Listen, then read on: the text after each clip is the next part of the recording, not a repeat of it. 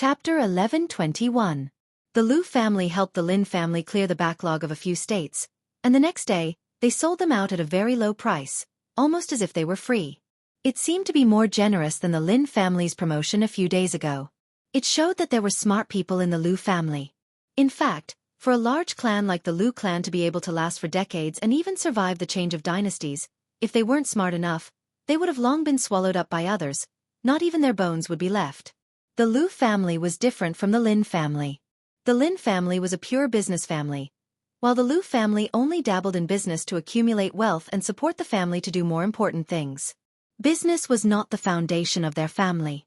It was normal for a big family to hand over the family business to a younger generation who was not the eldest son of the legal wife. This time, they lost some money, but they won back their credibility. The money was nothing for the Liu family. The head of the Liu family came to the Lin mansion to apologize in person today. He said that everything that happened these days was made by Liu Luo alone, and it didn't represent the position of the Lin family. He had punished Liu Luo severely and hoped that the Lin family wouldn't take it to heart. To show his sincerity, he also brought some expensive gifts. Li Yi estimated that the value of those gifts was several times the loss of the Liu family this time. After the head of the Liu family left, Li Yi was wondering whether all the big families in the Qi kingdom were so polite and kind. At this time, the provincial governor of Liuzhou came to visit. Although the provincial governor didn't bring any gifts, his attitude was better than that of the head of the Liu family. He said that if the Lin family encountered any difficulties in Liuzhou, they could just ask him. As the governor of Liuzhou, he would never let the Lin family suffer. Li Yi didn't believe that the head of the Liu family and the provincial governor came to show goodwill to the Lin family because they had nothing better to do. There must be some other reason. Lin Wanru walked over and sat opposite him. She said, "These years, almost every time the Lin family went to a province, it was like this. Every time we go to a province to expand our business, the third prince will personally write a letter to the provincial governor of that province. Among these people, there are people who are originally on the third prince's side, and there are also people who are not willing to offend him for these things. Thus, in the past few years, we have traveled all over the Qi kingdom without meeting any major obstacles." Lin Wanru looked at him and asked confusedly, "What did you say to the third prince when you left Fengzhou?" "Nothing," Li Yi said in surprise. "I just asked him to take care of the Lin family." These years, the third prince had done more than just take care of the Lin family. Lin Wanru stared at Li Yi. She didn't believe that the third prince would spare no effort to support the Lin family just because of what he said years ago. "Maybe it's because I helped him before." Seeing that Lin Wanru was looking at him, Li Yi thought for a while and said, "Once, your first prince sent an envoy to the Jing kingdom, saying that he wanted to unite with our princess royal by marriage. The princess royal is very good at governing the country, and is very important to the Jing kingdom. Of course, I didn't agree. You also know that if Zhao Zhang marries the Jing kingdom, the third prince will have no hope at all. I helped him indirectly that time. I think, maybe it's because of this reason." In detail, Li Yi and Zhao Yi weren't considered friends. Back then, Zhao Yi brought a group of subordinates to humiliate the Jing kingdom, but Li Yi returned the favor. However, not only did Li Yi not hate him, but he treated him with respect everywhere. This was a person who truly did great things. Zhao Yi was really a person with charisma. Even though they were enemies, Lin Wanru couldn't feel any hatred toward him. He had helped the Lin family so much, and he had helped himself so much, but Lin Wanru couldn't do anything for him. To be honest, Li Yi felt a little guilty.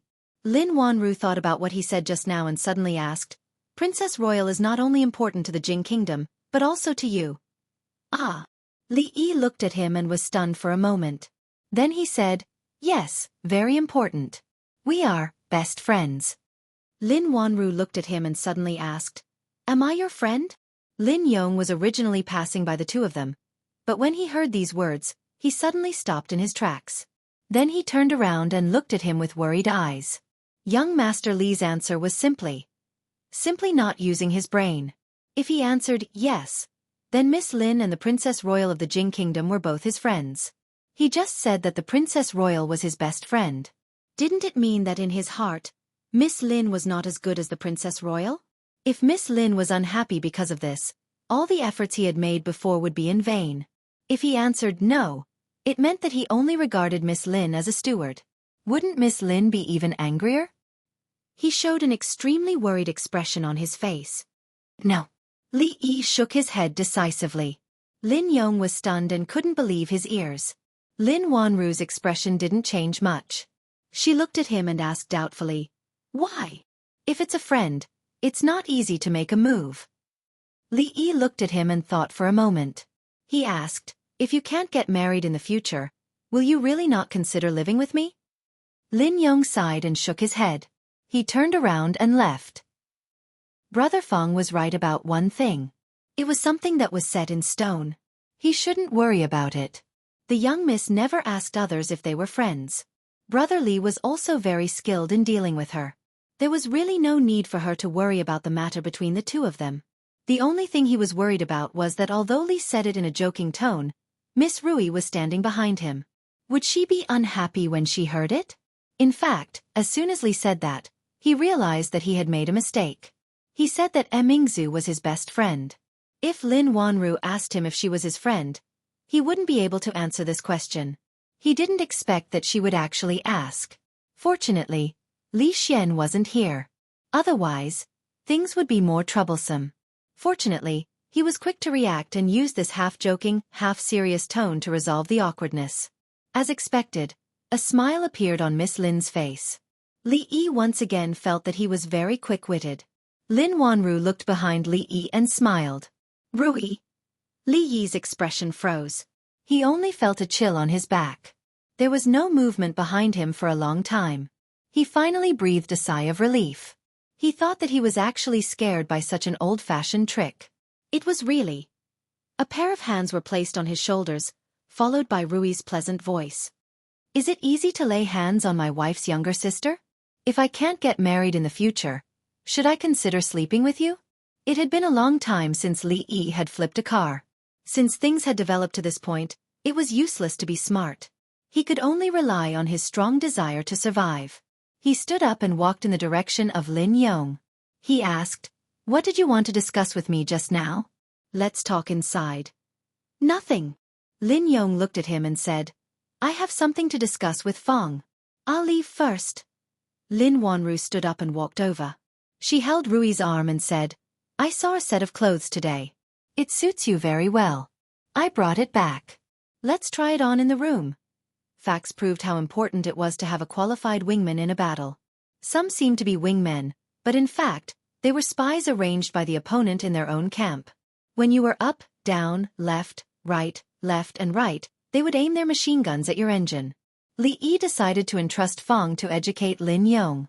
Feng had just pulled Lin Yong to sit down when someone walked in from outside and said loudly, "Lin Yong, where's Miss Lin?"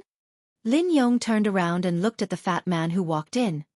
He said in surprise, "Fatty Qian, why are you here?"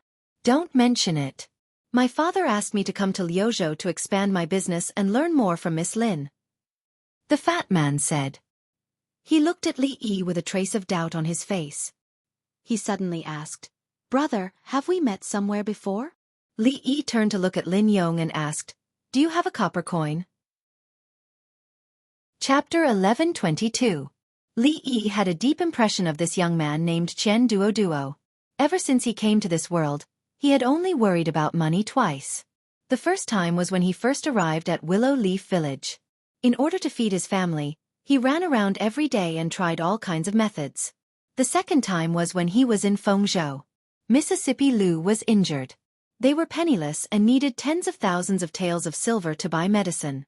Fortunately, they survived both crises safely.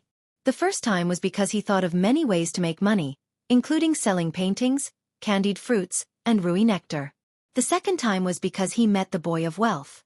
The Boy of Wealth. If Chen Duo hadn't been so generous, he wouldn't have had so much money to buy those precious herbs. Mississippi Lu's illness wouldn't have recovered so quickly. Even though they had exchanged the goods and money at the time, Li Yi still owed him a copper coin in cash. He owed him for 5 years. He didn't like to owe favors, especially to men. He didn't like to owe money either. At first, Chen Duo only felt that the young man was familiar. Although he had never seen him before, he felt a sense of familiarity at first sight. It seemed that they had known each other for many years. Until he heard his voice, until he caught the coin. He finally understood that the person in front of him was the brother who had a great impact on his life and pulled him from the wrong path to the right path. In this life, there were two people who had a great impact on him. The first was his father, who had given birth to him and raised him. He had taught him how to be a qualified businessman. The second was the brother in front of him. He had helped him regain his confidence when he was at the lowest point of his life. He had helped him find the direction of his life. From then on, he had stepped into a new world. He sat down opposite Li Yi and looked at the copper coin in his hand. He thought for a moment and suddenly asked, "Brother, have you heard of the saying, 9 out and 13 back?" In a pawn shop, the pawn shop would only pay 9 taels for an item worth 10 taels. 3 months later, the pawnbroker would have to pay 13 taels to redeem the item, which was called 13 return. What Chen Duo meant was that when he owed them, it was 1 copper coin. 5 years later, it would be more than 1 copper coin. Li Yi looked at him and asked, "Do you know what happens when a fatty falls from a building?" "Become what?" Chen Duo shook his head in confusion. "Damn fatty." After Li Yi explained it to him, he looked at Chen Duo again and asked, "Have you heard of the 9 out and 13 returns?" Chen Duo shook his head. "Never heard of it." The relationship between the Lin family and the Li family was only known to a limited number of people. However, the relationship between the Lin family and the Chen family was known to almost everyone in the Qi kingdom. It was not clear to outsiders whether the Lin family or the Chen family was wealthier. In any case, there were not many families that were wealthier than both of them. Starting from a small Feng state city, the Lin family and the Chen family had been supporting each other for the past few years. To be precise, when the Lin family was still a small family, the Chen family had started to use their family's resources to support the Lin family. Later on, the two families advanced side by side and benefited from each other. Step by step, they became the two giants in the business world of the Qi kingdom. Feng state, where the Lin family was located, was Zhao Yi's territory. Back then, Li Yi had only asked him to take care of the Lin family. He did not expect him to be so honest. In just a few years, he had pushed the Lin family to where they were today. The Chen family had contributed a lot to this. Li Yi had long heard from Lin Wanru that the Chen family had provided a lot of support to the Lin family from the beginning. The god of wealth, Chen, lived up to his reputation. 5 or 6 years ago, he had made his business the largest in Feng state. In recent years, he had followed the third prince to the capital and made his business the largest in the Qi kingdom. Even the current Lin family was not as rich as the Chen family. As the only son of the god of wealth, Chen Duo naturally attracted a lot of attention. However, what attracted the most attention was not the background of the Chen family, nor was it his extraordinary talent in business. It was the fact that every time he went to a place, the local scholars would tremble with fear. Some of the more famous ones would even avoid him and not appear within a 10-mile radius of him. On the contrary, the brothels all over the country were especially welcoming to him. This was not only because he was generous and often spent a lot of money, but also because he was acquainted with the legendary #1 scholar in the Jing kingdom. This matter had become a common knowledge in the Qi kingdom. Chen Duo had once become famous in the Qi kingdom because of more than 10 excellent poems. Although it was later found out that those poems were written by someone else, this someone was not just any random person. He was the #1 scholar in the Jing kingdom. His poems were not only widely spread in the Jing kingdom, but also known by everyone in the Qi kingdom. Xiaofan, the sage of poetry in the Qi kingdom, once said bluntly in public, "Today, there is only 1 stone. Li Yi alone has 8 stones. I have 1 stone, and the whole world has 1 stone." Although the possibility of Zhao Xiaowen boasting after drinking could not be ruled out, for Zhao Xiaowen, who had always been extremely conceited about his talent, to say such words, it was clear to see how much he admired the #1 scholar in the Jing kingdom. Moreover, almost every scholar in the Qi kingdom had a copy of Li Yi's book of poems. Before someone could produce more poems than him, and of better quality, no one had the right to refute Zhao Xiaowen's words. Of course, this had nothing to do with Chen Duo, because his poems were all given to him by others. In the beginning, many scholars expressed an extremely disdainful attitude towards this, labeling Chen Duo as a big idiot, a plagiarist, and shameless. Later on, for some unknown reason, no one dared to say such things. Now, in the hearts of scholars, Chen Duo was no less than a demon that could stop a child from crying at night. It was said that when a few famous scholars in Lu province heard that he had arrived in Lu province, they fled the state capital overnight and built a hut to live in. These were all things that Li Yi only found out later. In the end, Qian Duo did not dare to play the game of 9 out of 13 returns with him. He was discussing something with Lin Wanru on the other side. Lin Yong looked over there, and after a moment, he retracted his gaze, shook his head, and said, "This young Master Qian is really strange." Feng also looked over there, and said in surprise, "What's strange? Other than being a little fat, what's strange about him?" "You don't know." Lin Yong looked at him, shook his head, and said, "At that time in Feng province, young Master Qian had always been the target of ridicule by scholars. Everyone looked down on him, and he could be said to be the joke of Feng province city. Later on, I don't know what happened, but when those scholars saw him, they were like mice seeing a cat. When they walked, they would hide. His entire personality seemed to have changed. In the past, he hated scholars the most, but now, wherever there was a poetry meeting, wherever there was a scholar, he would go. Generally speaking, a person's personality wasn't the same, but it wasn't without reason that it would change at will. Suffering a major setback, or encountering a major turning point in life, would lead to a sudden change in personality. Or he met a life mentor, who pointed out the direction of his life, and lit a lamp to illuminate the road ahead. Li Yi did not know why Qian Duo's personality had changed like this, but looking at him now, it was much better than being bullied and swallowing his anger.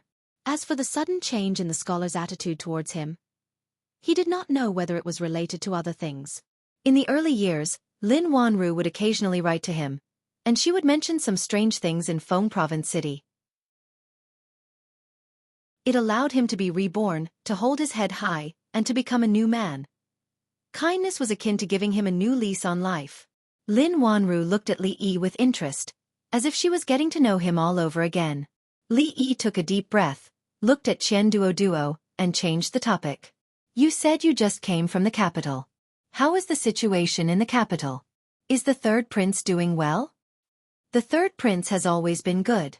Qian Duo nodded and said, "Regarding how to deal with those sanctimonious so-called scholars, I have accumulated some experience in the past few years and have many new ideas."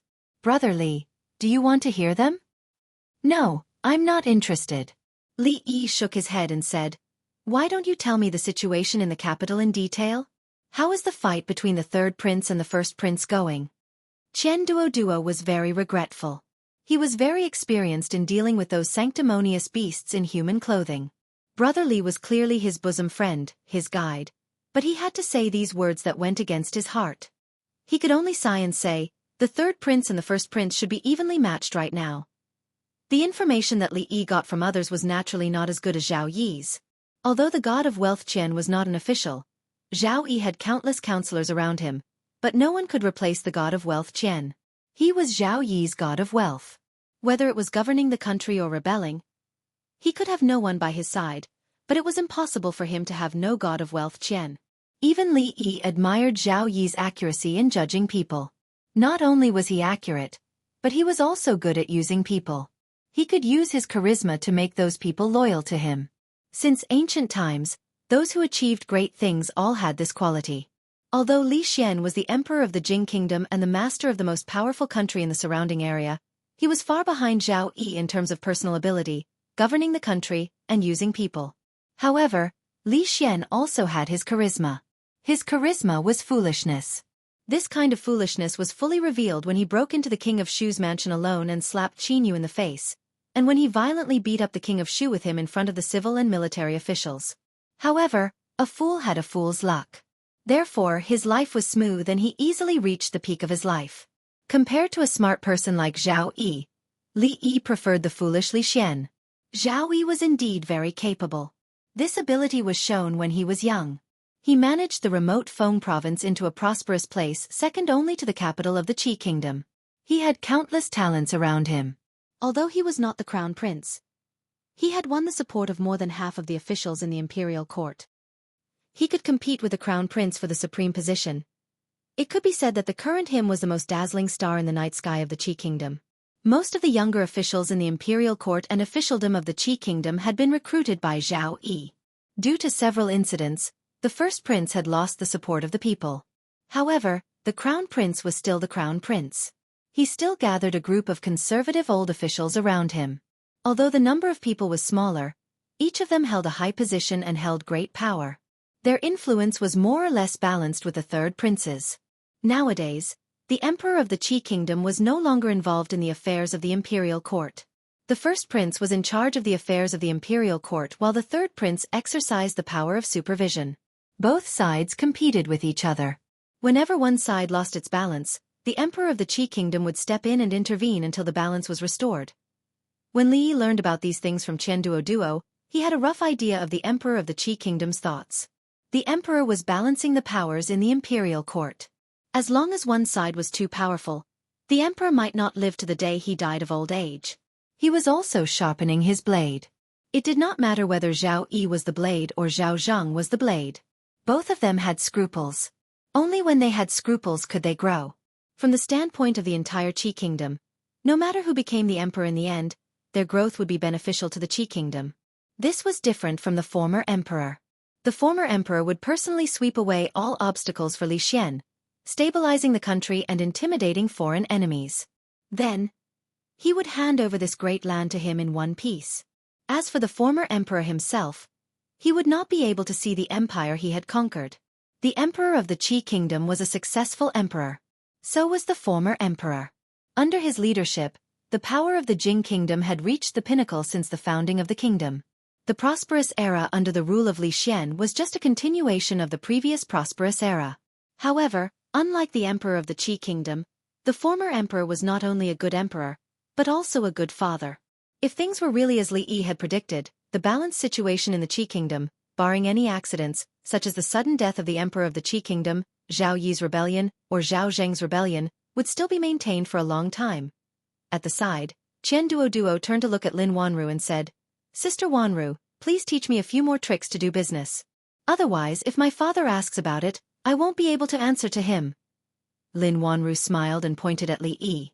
She said, "You should ask your brother Li. He knows more than I do. He definitely won't let you down." Miss Lin had been spending all her time learning from Mississippi Lu recently on how to become a young fairy.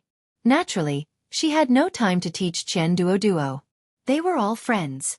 When a friend was in trouble, Qian Duoduo would be willing to sacrifice himself, much less stand up for him. Li Yi looked at Qian Duoduo and said, "In this world, there are actually many things that are common. Whether it's doing business, going to war or fighting for the throne, there are many things in common that can be learned from. Let's take the third prince and the eldest prince's fight for the throne as an example." 2 hours later, Li Yi looked at him and said, "Conspiring and sowing discord. These methods can not only be used in the fight for the throne. In fact, with a little flexibility, they can also be used in the battle for business." Hearing this, Qian Duoduo was startled.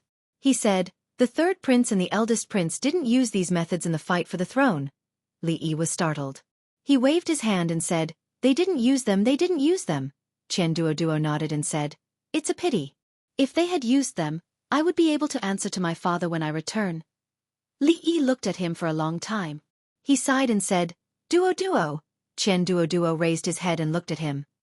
"Let's not talk about doing business or fighting for the throne."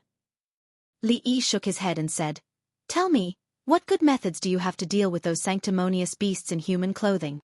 Hearing this, Qian Duoduo immediately became excited. "Let me tell you." Chapter 11:24. In fact, Li Yi was not good at being a teacher, not at all. Whether in Willow Village or in the Imperial Palace, he taught those children, the Pope, the Princess, and the Pope with a playful attitude. Apart from Qian Duoduo, the only person who could make him break down knowledge and feed it to him bit by bit was Li Han. Li Han was now the dean of the College of Mathematics in the Jing Kingdom. He had full power and was envied by all the princes. Qian Duoduo was now the leader of the Qi Kingdom. Qi Kingdom, the Qi Kingdom's anti-scholars alliance. Although he was the only one in this alliance, he could make all the fake scholars in the Qi Kingdom turn pale at the mention of Qian Duoduo's name. In terms of achievements, he was not inferior to Li Han.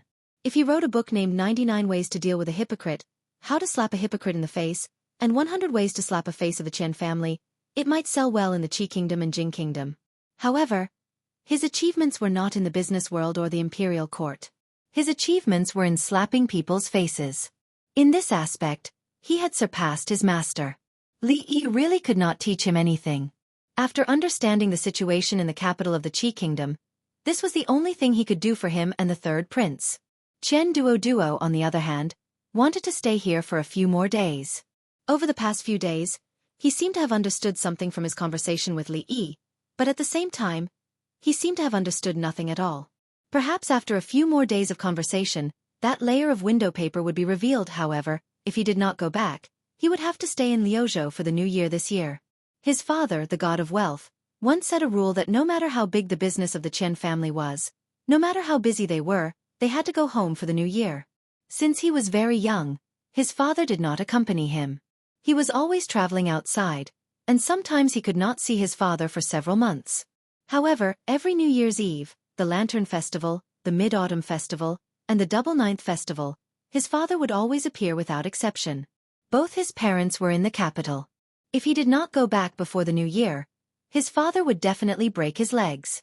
Brother Li, Sister Wanru, goodbye. Qian Duo sat in the carriage and waved to the back with a look of reluctance. He didn't have many friends, and he didn't have any like-minded friends. Those people surrounded him either for his money or for his money. For this reason, he didn't know how many people flattered him. Listening to them made him feel a little nauseous.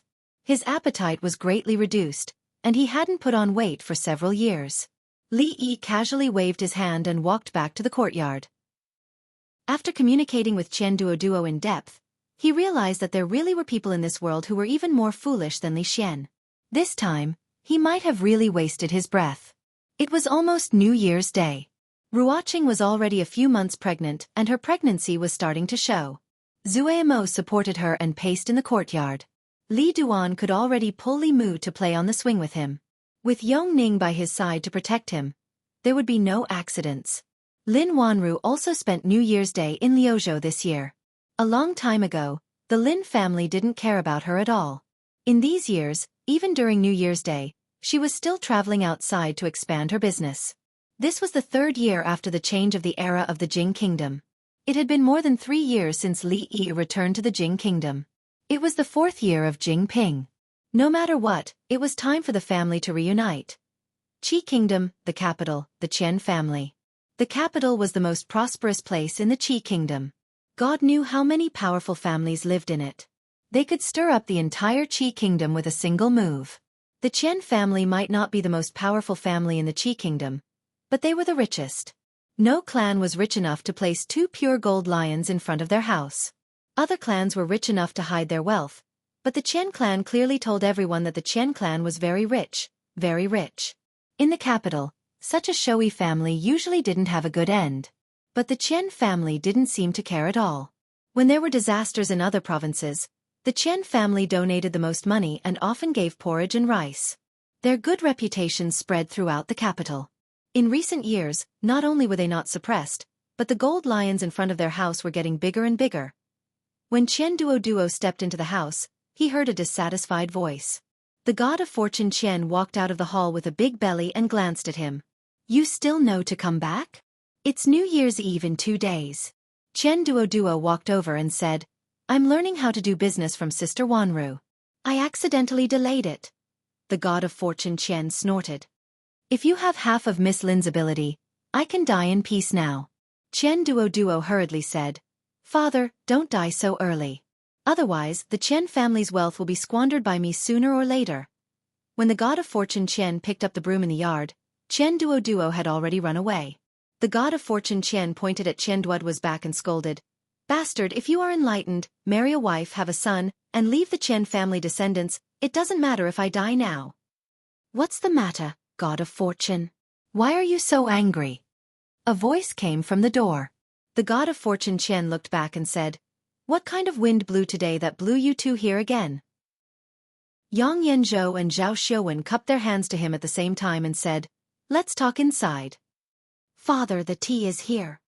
Qian Duo came over with a few cups of tea and turned to leave. "Stop." The god of fortune Qian glanced at him and said, "If I die, the Qian family will be handed over to you. You just stand here and listen. Learn more from the 2 adults." Qian Duo scratched his head. "Father, didn't you not let me learn from those scholars? You said that they only rely on their words and have no ability." Sister Wanru alone is worth thousands of them. Shut up. The god of fortune Qian glared at him, looked at the two people in front of him, and said, "What orders does the third prince have this time?" Yang Yanzhou and Zhao Xiuwen's expressions were calm. They were used to this young master Qian talking like this. When it came to making money from doing business, the two of them added up. Thousands of them might not be as good as the god of fortune Qian and Miss Lin. Although the entire Qi kingdom only had one Miss Lin, they still couldn't refute it. Zhao Xiuwen coughed lightly and said, "It's like this. Recently, when His Highness sent people to check the accounts of the Ministry of Revenue, he found some problems in some places. He suspected that the accounts of the Ministry of Revenue had been tampered with. However, the method of the person who made the accounts was really clever. His Highness sent people to check several times, but they didn't find any more clues." Yang Yanzhou continued. "It's certain that there is a problem with the accounts of the Ministry of Revenue. They are so careful to hide it. There must be a bigger problem. The minister of the Ministry of Revenue is the Crown Prince's man. If we can take this opportunity to bring him down, it will be like cutting off one of the Crown Prince's arms. If we can take this opportunity to help our people get promoted, it will be of great help to His Highness." The god of fortune Qian looked at them and asked, "You want me to help check the accounts?" Yang Yanzhou and Zhao Xiuwen nodded at the same time. The god of fortune has a discerning eye. Anything related to money, no matter how strange it is, can't escape your eyes. "I got it." The god of fortune Qian nodded and said, "Now His Highness and the Crown Prince are evenly matched. The courtiers on the Crown Prince's side are deeply trusted by him and are loyal to him. It is impossible for them to be used by me. Every time one of them is removed, their power will be weakened. The position of the Minister of Revenue is special. If," as the god of fortune Qian spoke, he glanced at Qian Duoduo, who was next to him, tilted his head and curled his lips. He was still talking to himself. It seemed that he was quite disdainful of this. He was angry and said angrily, "What are you talking about? Come on, I won't say it." "You say it." Qian Duoduo was stunned. "What did I say? You don't know anything. Why don't you listen to me?" The god of fortune Qian couldn't help but kick his butt. "Do you think that it is enough to do business? There are many ways to do it. You don't know anything about the affairs of the court. How can I trust you to take care of the Qian family?" "Father, why don't you understand this truth?" Qian Duoduo shook his head and said, "In this world, in fact, many things are common. Doing business, fighting or fighting for the throne, there are many common points that can be used for reference. Take the third prince and the first prince fighting for the throne as an example. In fact, this is the same as doing business. Isn't it just robbing people from each other? It is not so difficult." When Qian Duoduo said this, his tone suddenly paused. He waved his hand and said, "Why am I saying this?"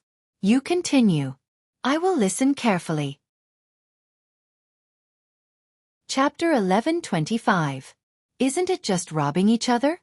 How can it be so difficult? Money God looked at Qian Duoduo. There was such an idiot beside him, which made him a little sad.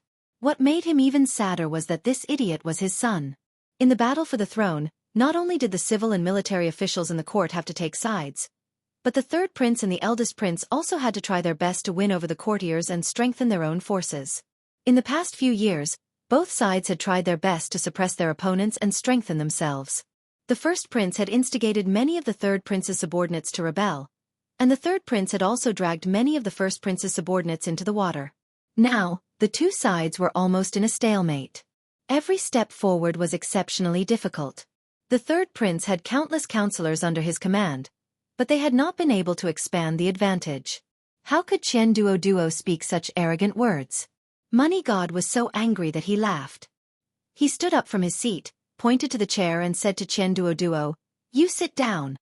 Qian Duoduo hurriedly said, "I am not tired." "You sit down, you sit down." Money God took off a shoe, held it in his hand, and said impatiently, "Don't talk nonsense. Just sit down." Qian Duoduo hurriedly sat down. If he didn't sit down this time, his father would beat him with the sole of his shoe. It doesn't matter if you don't understand at such a young age, but it is taboo to speak such arrogant words. Money God looked at him and said, "Tell me, how is the battle for the throne the same as doing business?" Qian Duoduo looked bitter. "I just said it casually." Money God looked at him and patted the sole of his shoe in his hand. What you were talking about just now was how to rope in the first prince's subordinates or make them fall into chaos, right? Chen Duo immediately said, Father, think about it. A few years ago, you took a fancy to the steward of the Wan family. How did you trick him into coming over? You mean the steward of the Wan family? Money God thought for a moment and said, Can that be called cheating? His talent was buried in the Wan family, and he only received a few hundred taels of silver a year. I bought him a house with 3 entrances in the capital for 10,000 taels of silver a year. Why didn't he follow me? That's right. Chen Duo patted his thigh and said, We can also buy a few houses in a good location in the capital. Hearing this, Yang Yanzhou and Zhao Xiaofan both shook their heads. Even young Master Chen could think of a method. How could they not think of it? This was because, in this world, not everything could be done with money. Both sides tried to use this method to bribe the other party's officials, but the results were minimal. After all, this was a fight for the throne.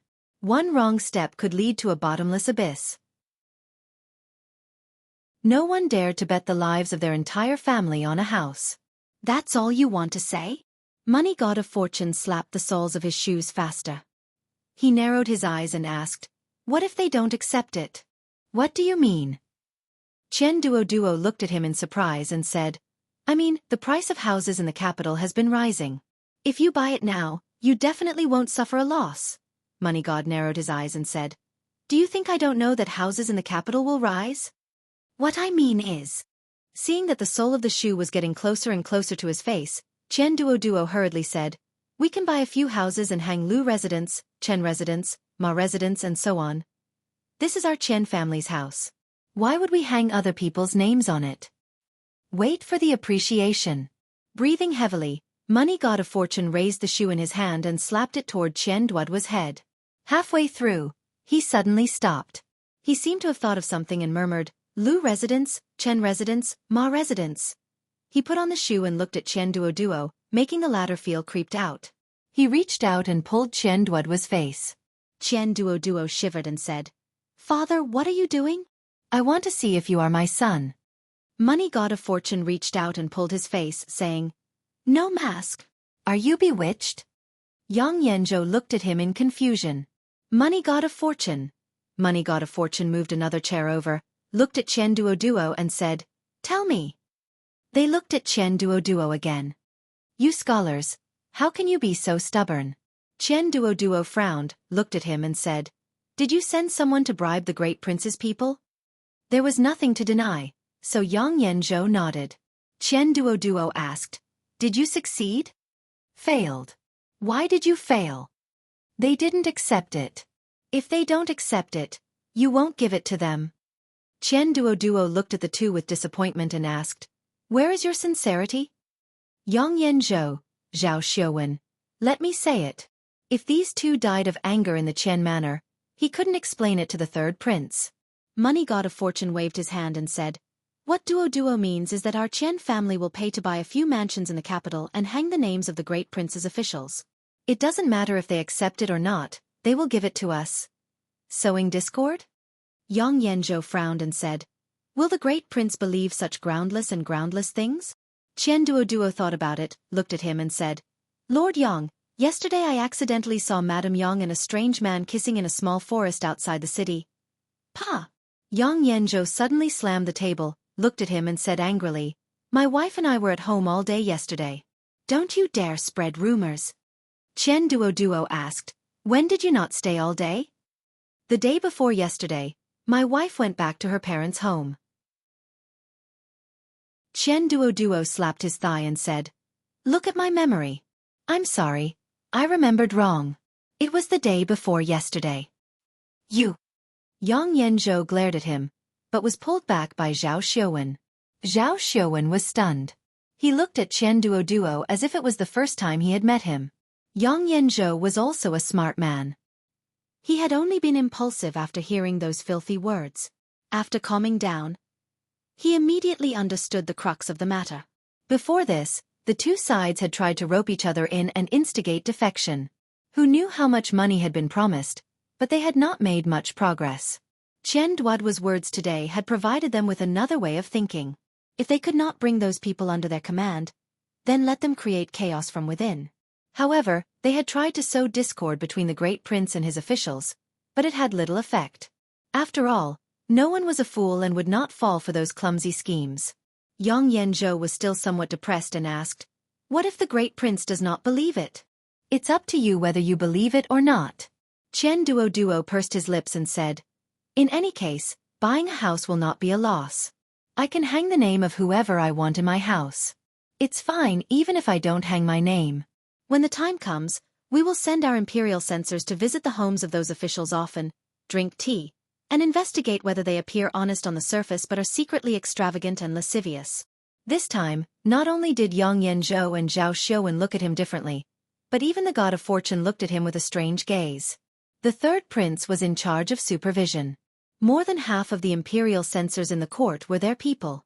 If these censors visited the homes of the great prince's officials every few days, the great prince would not be able to sleep well. They also could not keep the censors out of the door. Even the great prince did not dare to do so. If he did, it would be revealing that he had a guilty conscience. A smile appeared on Zhao Xiaowen's face. He clapped his hands and said, "What a good way to sow discord."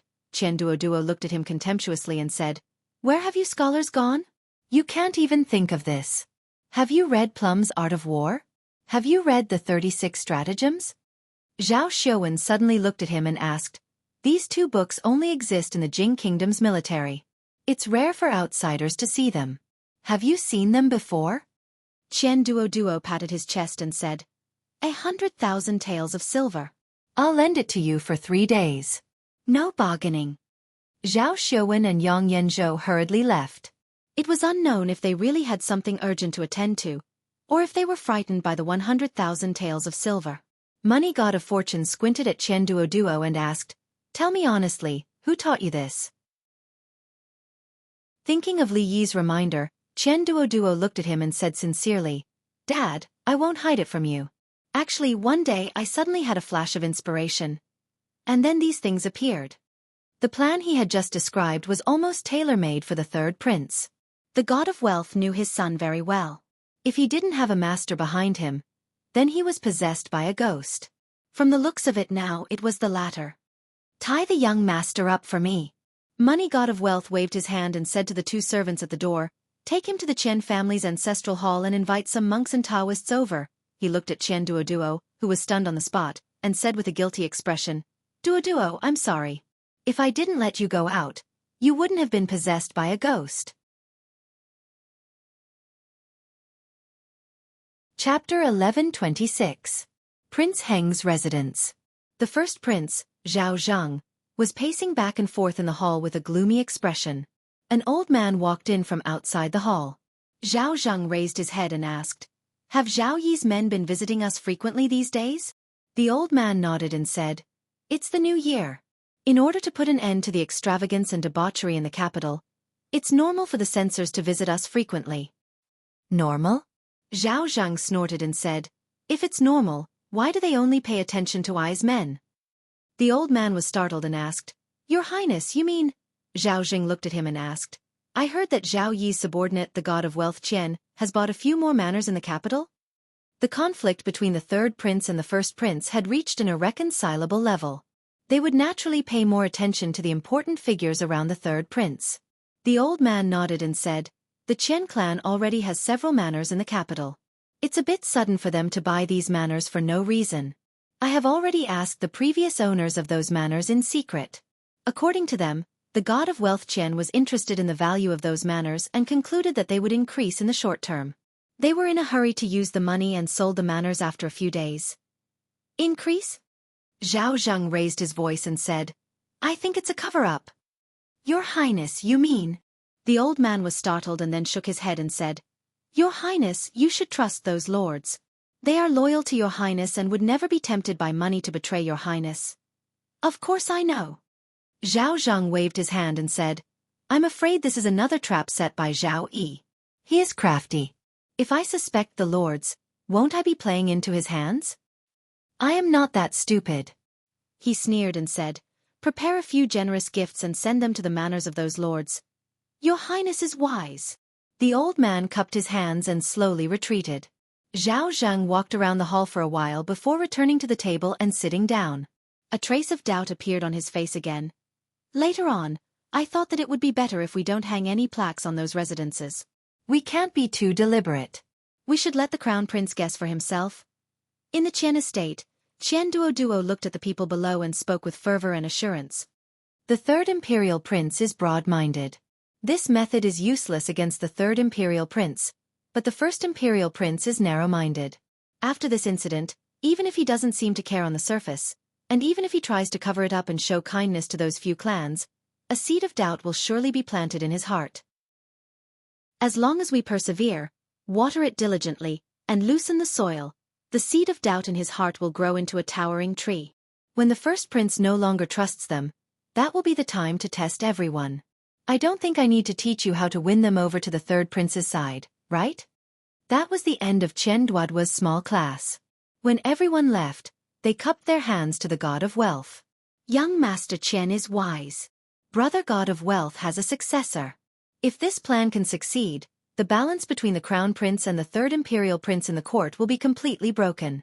At that time, the advantage of the crown prince's identity will be gone. Congratulations to the third imperial prince first. After everyone left, the god of wealth looked at Qian Duoduo, who was holding the teapot and drinking, and said, "How can you be so sure that the first imperial prince won't trust them?" Qian Duoduo smiled mysteriously. "I have my own brilliant plan." The god of wealth narrowed his eyes and silently took off his shoes. "Brilliant plan? Brilliant plan? Who gave you the right to call me a brilliant plan? Who asked you to keep me guessing in front of me?" After he felt better, the god of wealth put on his shoes, looked at him and said, "What else is in your stomach? Pour it out together." Qian Duoduo shrank in the corner, covered his head and whispered, "Father, this is not evil. This is a scheme, a scheme." The god of wealth silently took off his shoes again. After a while, the god of wealth touched the short beard on his chin and fell into deep thought. Qian Duoduo looked proud and said, "Father, what do you think of my method?" He was indeed proud in his heart. Although these methods were taught to him by Brother Li, what Brother Li taught him was the strategy used in the business world. After he drew inferences and made multiple associations, it could also be used in the fight for power in the imperial court. At least half of it was his painstaking effort. The god of wealth looked at him, turned around, and walked out of the door. He ordered his servants, "Invite more monks and Taoists." The Ministry of Revenue, one of the 6 ministries of the imperial court, was in charge of money and grain. Among the 6 ministries, although the Ministry of Rights was the head, the Ministry of Rights had no power.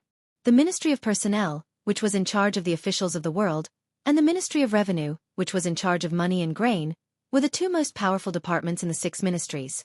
The Minister of Revenue, Cui Jiang, was quite worried recently. It was not because of the mistakes in the work of the Ministry of Revenue, nor was it because the first imperial prince was at a disadvantage in the struggle for power with the third imperial prince. What he was worried about was that during the new year, several imperial censors from the censorate would come to his manor to drink tea every few days. They practically treated the Cui manor as their second yamen. Although the Ministry of Revenue was the most profitable yamen in the imperial court, everything had to have evidence.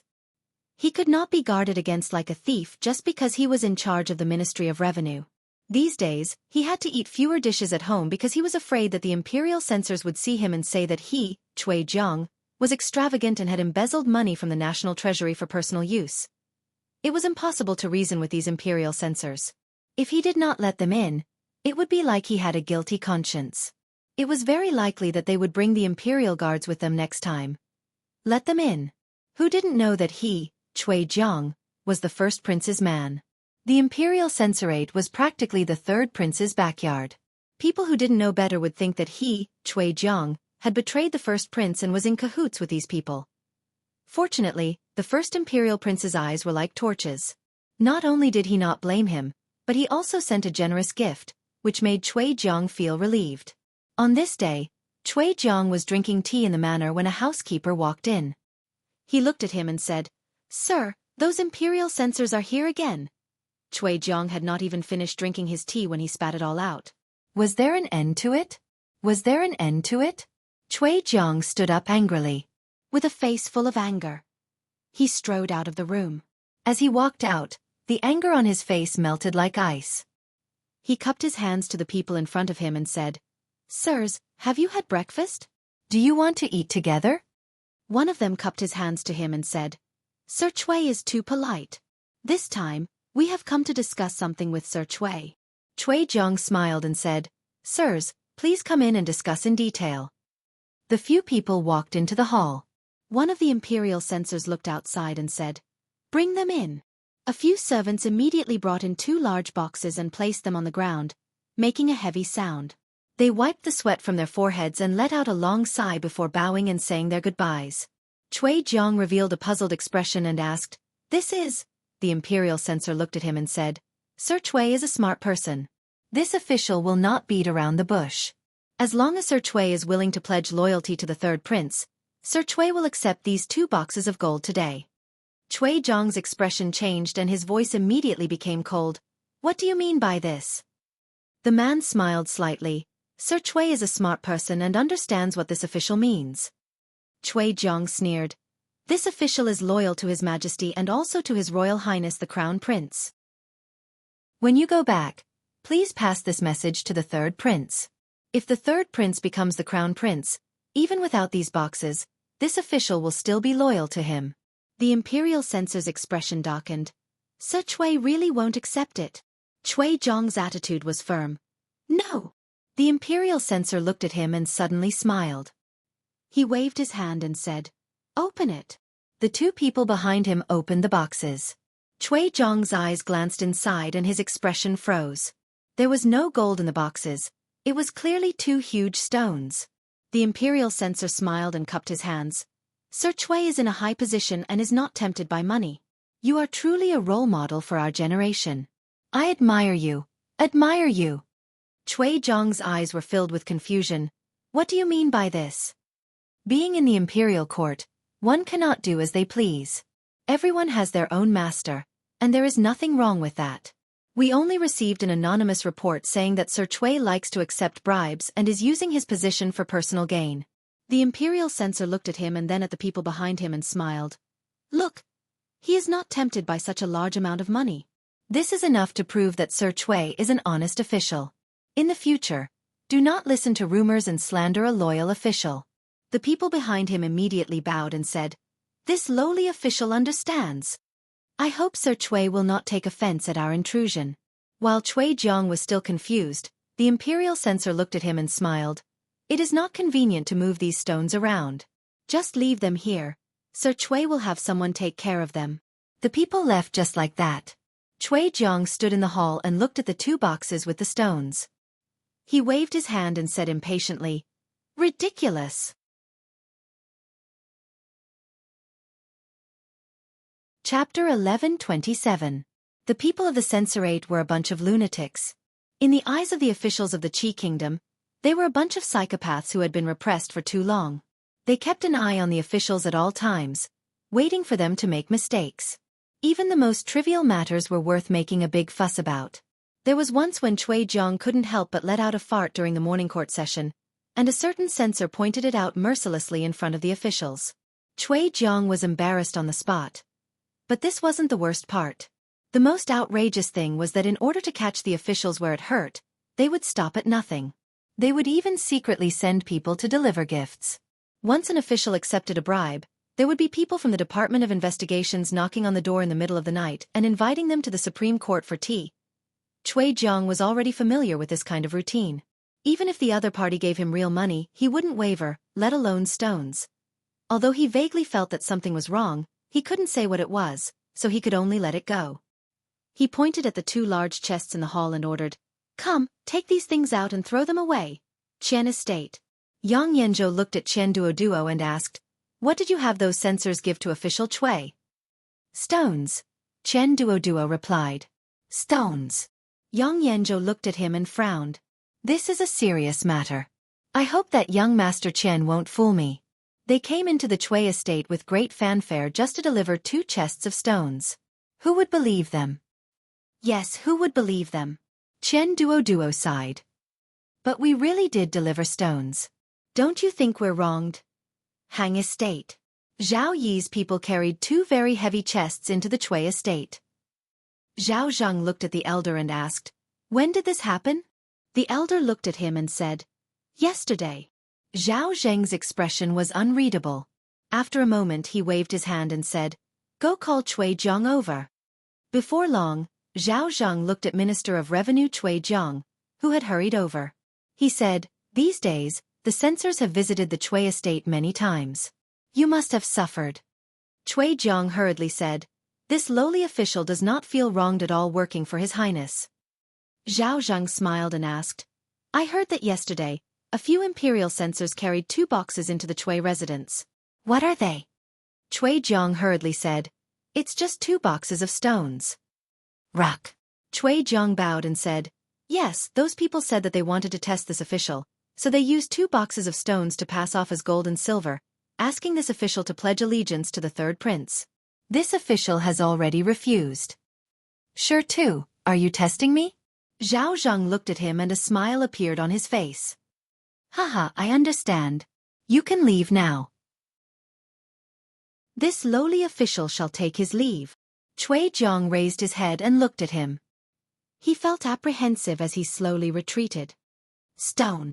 Zhao Zheng watched him walk out, and the smile on his face gradually disappeared, becoming gloomy.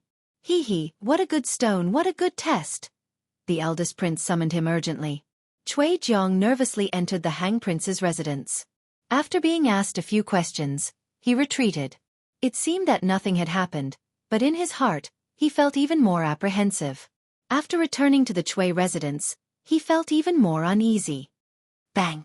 He walked with his head down and suddenly bumped into someone.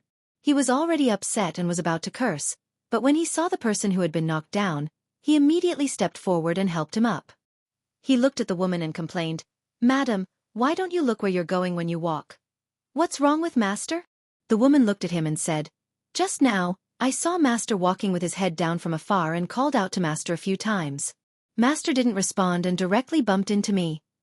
Cui Jiang was annoyed and didn't want to talk about this matter anymore. He changed the topic and said, You went to visit your parents' home this time. How are your parents' health? Father and mother are in good health. The woman said, then looked at him and asked, Master, did you encounter something difficult? Why don't you tell me?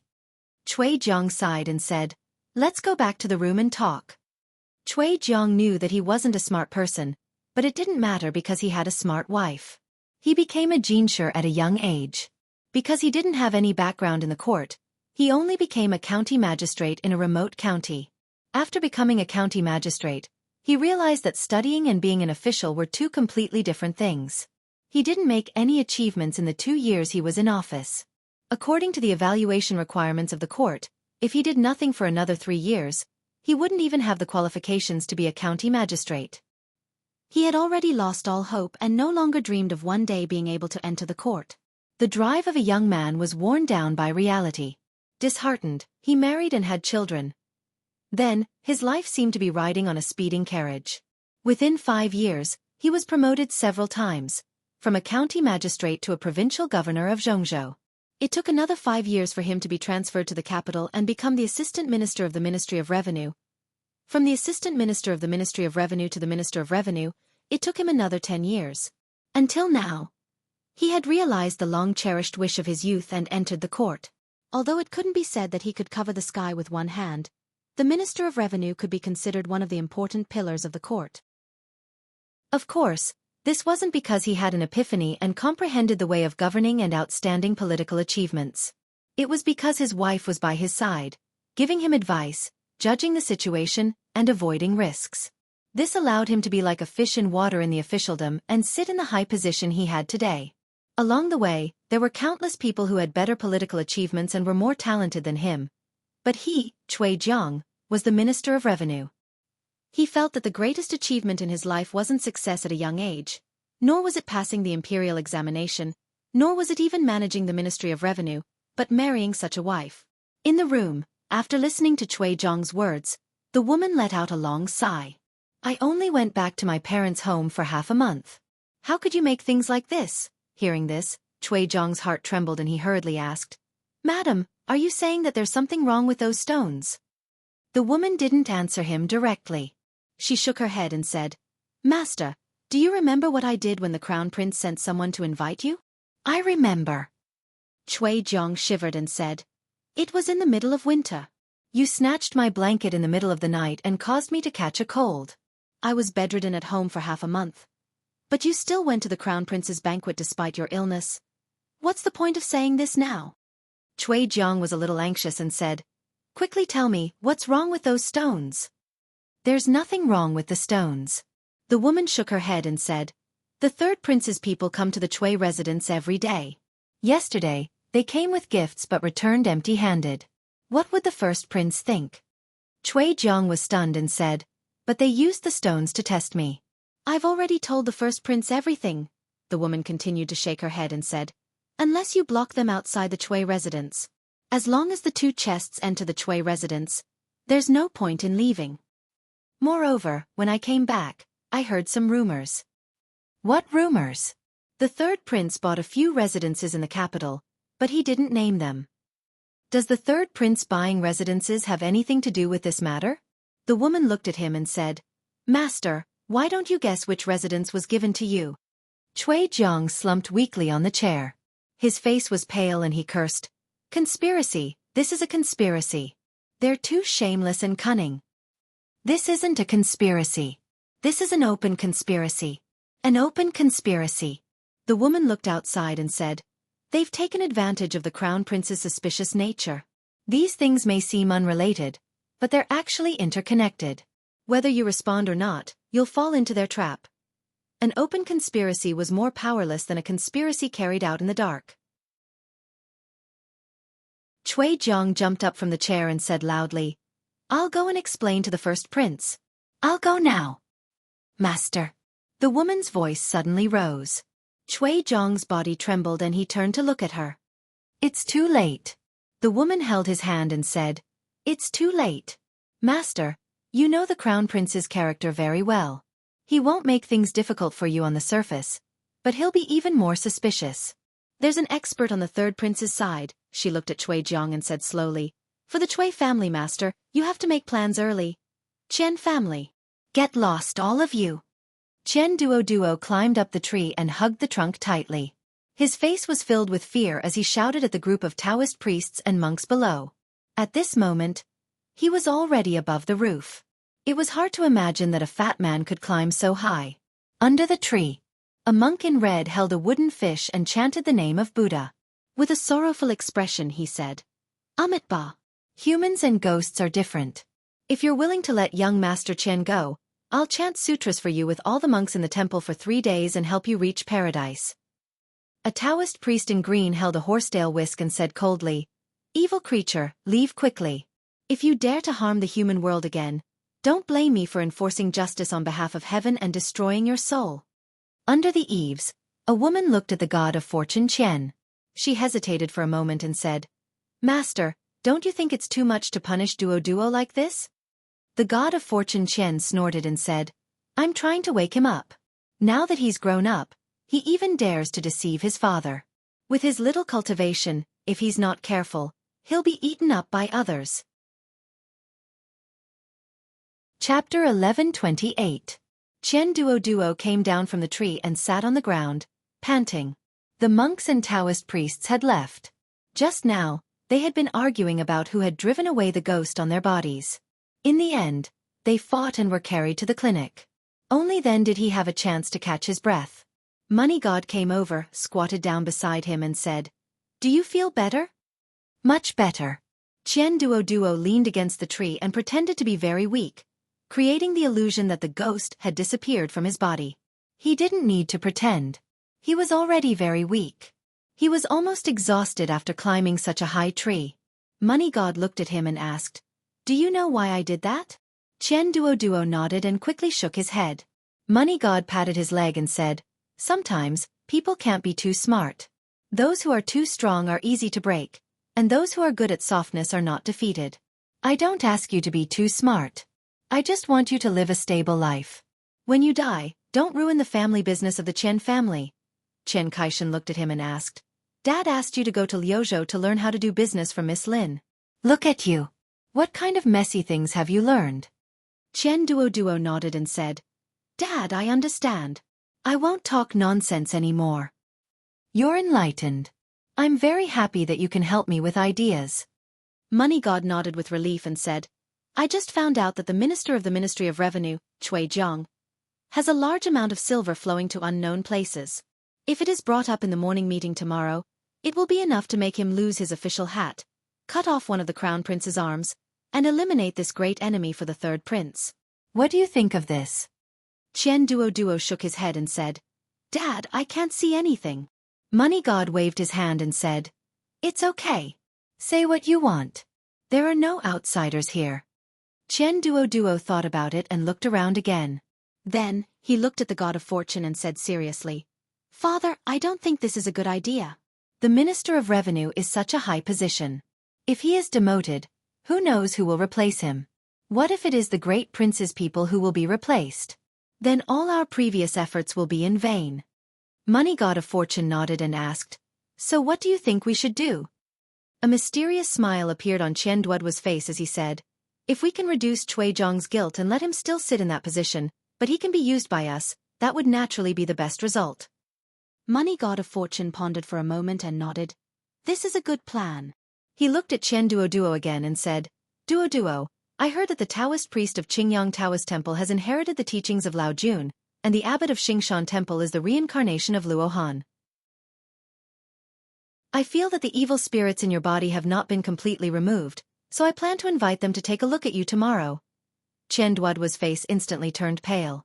He looked at him and said with a trembling voice, Dad, didn't you just say?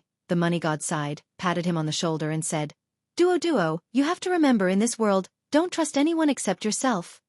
In the court of the Qi Kingdom, since His Majesty fell ill, the first prince took over the government, and the third prince supervised the country. The situation in the court began to change and become unpredictable. The two parties tried their best all the time to reduce the power of the other party in the court and strengthen their own side. Today, there was another imperial censor who reported that the accounts of the Ministry of Revenue were in disorder, and several funds were unclear. In the court, several imperial censors jointly impeached the Minister of the Ministry of Revenue, Cui Jiang, in front of all the officials. Fortunately, the impeachment was not for corruption or taking bribes, but for neglect of duty at most, and the punishment was only a year's salary forfeiture. In fact, for the officials of the court above the third level, as long as they were not involved in a big case, they would usually be punished with salary forfeiture or reprimand. To the surprise of the officials, the Crown Prince showed a business-like attitude towards this matter from beginning to end, which was completely different from the previous situation where he tried his best to defend others. The Minister of the Ministry of Revenue had a high status and was in charge of the money and grain of the country.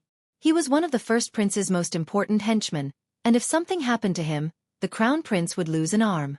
His disregard for Cui Jiang today was completely illogical. This made everyone recall the rumors in the capital in recent days.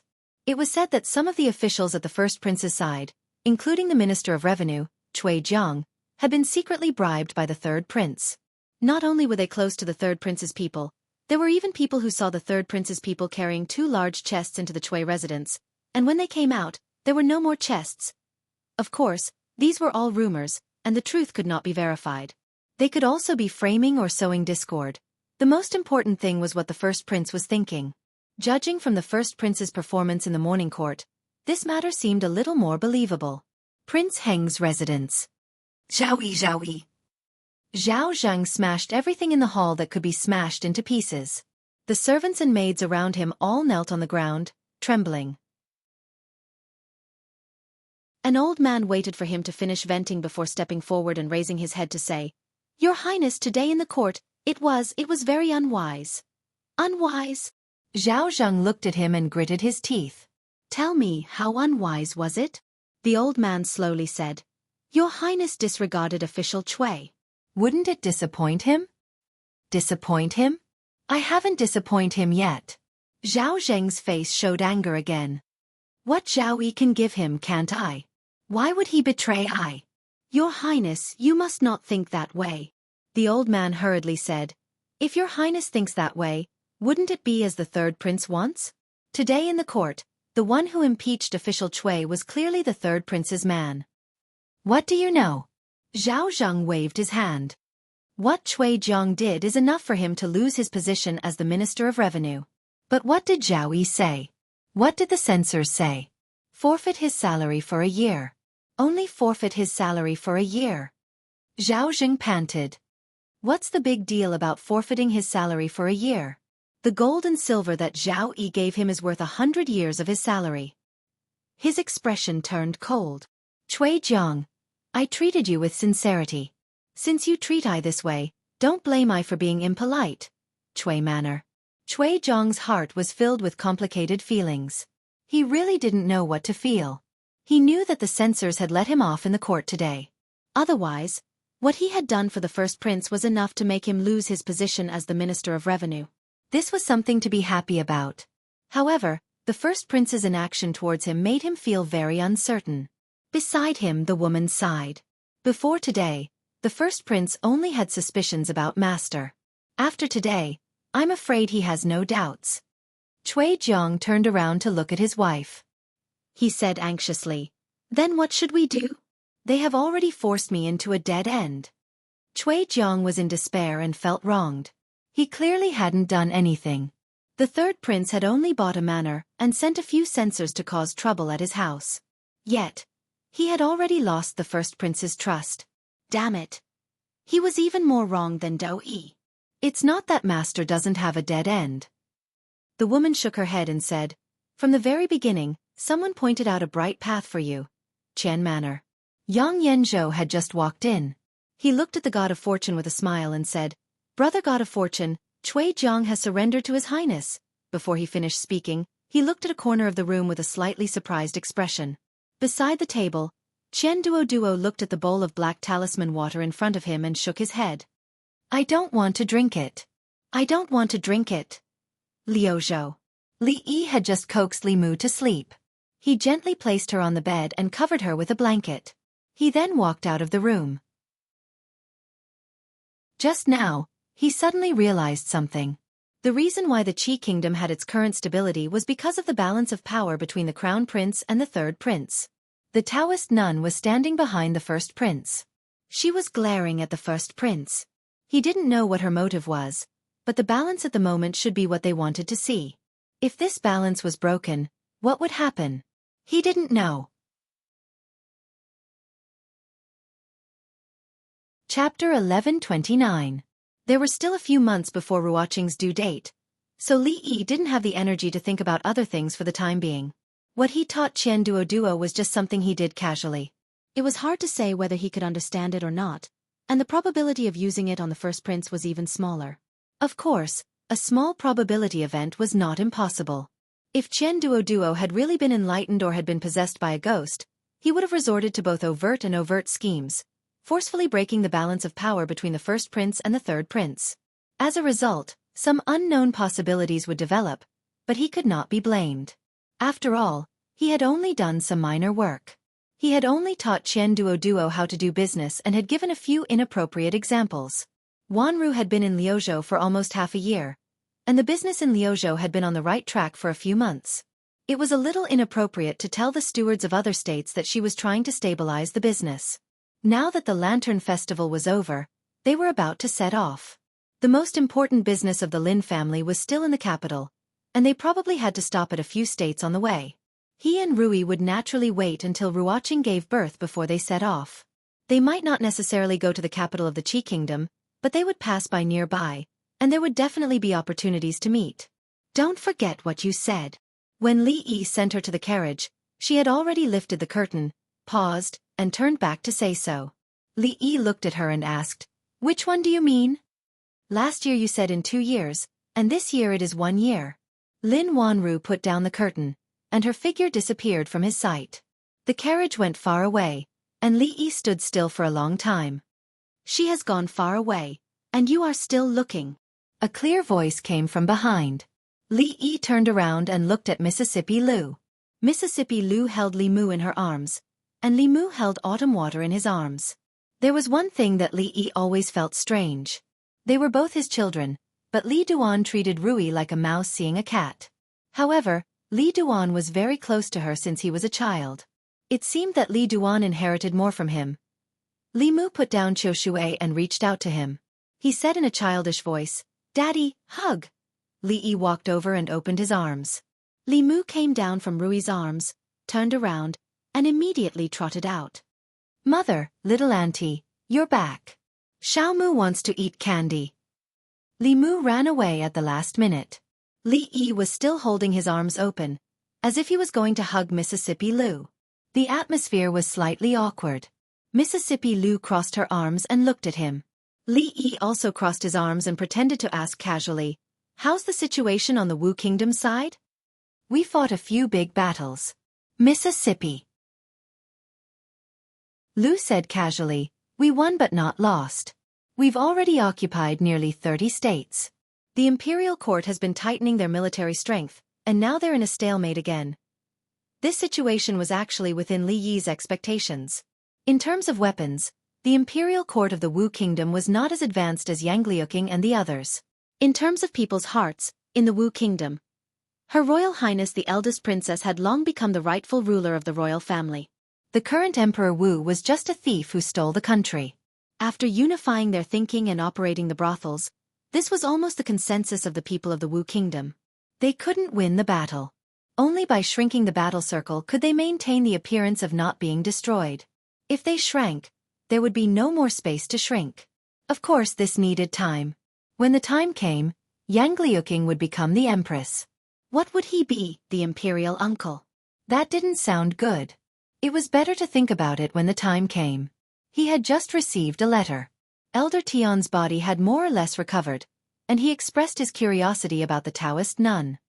He said that after the new year, he would come over and get to know Su's old acquaintance. Li Yi reckoned that they had traveled all the way from the Wu Kingdom to the Wu Kingdom, enjoying the undisturbed world of the two of them.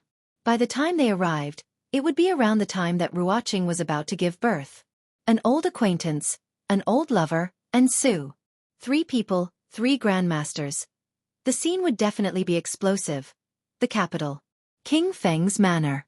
Zhao Xiaowen smiled and said, "Your Highness, in recent days, 5 people from the eldest prince's side have come to surrender to us."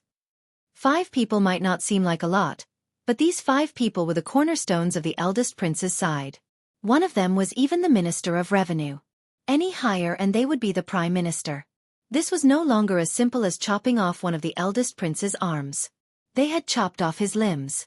Most importantly, they had made such great progress, and they had not suffered any losses. In the past this was almost impossible.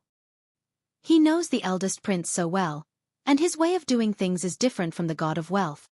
Zhao Xiaowen shook his head and said, "Could it be that this young master of the Qian family has suddenly been enlightened? Or is it as the God of Wealth said, that he has been possessed by a demon?" Zhao Yi smiled and said nothing.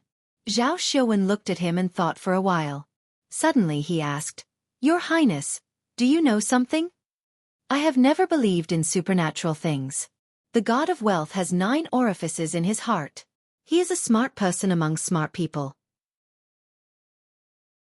Naturally, he would not believe in such things." He smiled and said, "As for the theory of sudden enlightenment, it might be possible, but I'm afraid it is unlikely to happen to the young master of the Qian family." "Your Highness, you mean?" Zhao Yi said. "The young master of the God of Wealth went to Liuzhou a few days ago." "What about Liuzhou?" Zhao Yi said, "He's in Liuzhou." Zhao Xiaowen thought for a while, looked at him and said, "Him? Your Highness, why don't you just say it?"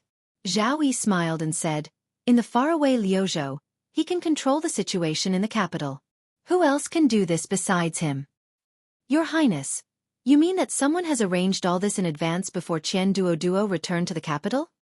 Zhao Xiaowen's face showed disbelief and said, "How is this possible? The situation in the capital is so complicated. One wrong step can lead to a different result. Who can do this? Come with me to the Qian family, and you will know who it is." Zhao Yi looked out of the window and said, "Since he has done this, it is not just this step. It is also time to go to the Qian family." In the Qian family, the God of Wealth came out of the door and hurriedly said, "Your Highness, why didn't you send someone to inform me in advance that you are coming? I could have arranged it." Zhao Yi waved his hand and said, "There is no need to be so polite between us." After walking into the hall, they sat down according to the host and guest. Zhao Xiaowen looked at the God of Wealth and said, "Where is young Master Qian now?" The God of Wealth looked at him and said, "He is repenting in the Qian family's ancestral hall." "Why is Xiaowen looking for him?" Zhao Xiaowen shook his head and said, It is not me who is looking for young Master Qian.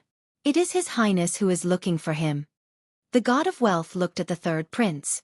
After getting confirmation from his eyes, he said to the servants around him, "Go and bring the young master here." Not long after, a listless Qian Duo walked in. He looked up, cupped his hands and bowed. "Greetings, Your Highness King Feng and Lord Zhao." "Sit." Zhao Yi looked at him and said, "I have come here this time to ask you something." The god of wealth looked at him and said, "You must answer His Highness's questions truthfully." Qian Duo nodded. Zhao Yi looked at him and asked, "A few days ago, who taught you the tactic of sowing discord?" Qian Duo looked up at him and said blankly, "What tactic of sowing discord?" Zhao Xiaofan reminded him, "The tactic you used to deal with the Minister of Revenue." "I don't know about the tactic of sowing discord, and I don't know the Minister of Revenue." Qian Duo waved his hand and said, "It was all done by the dirty thing on me. I don't know anything." The god of wealth coughed dryly and looked at him. "His Highness is one of us. You don't have to hide it. What are you hiding?" "I don't even know what you are talking about." A trace of doubt appeared on Qian Duo's face at first, but it suddenly turned into fear. He stood up abruptly and ran around the hall shouting, "Don't come over, don't come over, don't bother me anymore. I have black dog blood, I have black donkey hooves, evil spirit retreat, evil spirit retreat." Chapter 11:30. Evil Spirit, Retreat. Evil Spirit, Retreat. Qian Duo was talking nonsense in the hall, waving his hands and feet as if he had gone crazy. The muscles on Qian Fortune God's face twitched, and he said angrily, "Don't be rude in front of His Highness." "Ba, boundless God, Taishang Lao Jun is as urgent as the law, hum hum hum hum hum." Qian Duo spoke eloquently and returned to his seat, looking a little tired. After a fierce battle with the evil spirit and winning, he was indeed tired. The third prince looked at him, but he didn't ask any more questions. Yang Yanzhou scanned the surroundings and continued, "Even though we have managed to win over many officials and greatly weaken the first prince's power, the crown prince is still the crown prince. This little bit of improvement is still not enough. We still need to do more." Qian Fortune God sipped his tea and said, "As far as I know, there is still a strong force lurking around the crown prince. They haven't made any moves yet, so we have to be on guard." Zhao Yi put down his teacup and said slowly, "The holy religion." All the people present were people who stirred up trouble in the Qi kingdom, so they naturally knew what the holy religion was. It was a huge force hidden among the people of the Qi kingdom, so it was frightening. They were led by the so-called Empress, and distributed in all the provinces and mansions of the Qi kingdom. They even infiltrated the government offices and the imperial court. They were a force that the officials of the imperial court and even the emperor were extremely wary of. The imperial court and His Majesty wanted to get rid of them as soon as possible, but this force was too strong and mysterious. Usually, they just lay dormant and didn't cause much turmoil. They had tried to eliminate them several times, but they all failed. Now, this force was colluding with the first prince, so they had to be even more careful. "Why not report this to His Majesty?" Someone said aloud. "His Majesty can't tolerate the first prince colluding with the holy religion. This is enough to make him lose the title of crown prince." "We can't." Yang Yanzhou shook his head and said, "In the eyes of the officials and His Majesty, the censors in the court are already our people.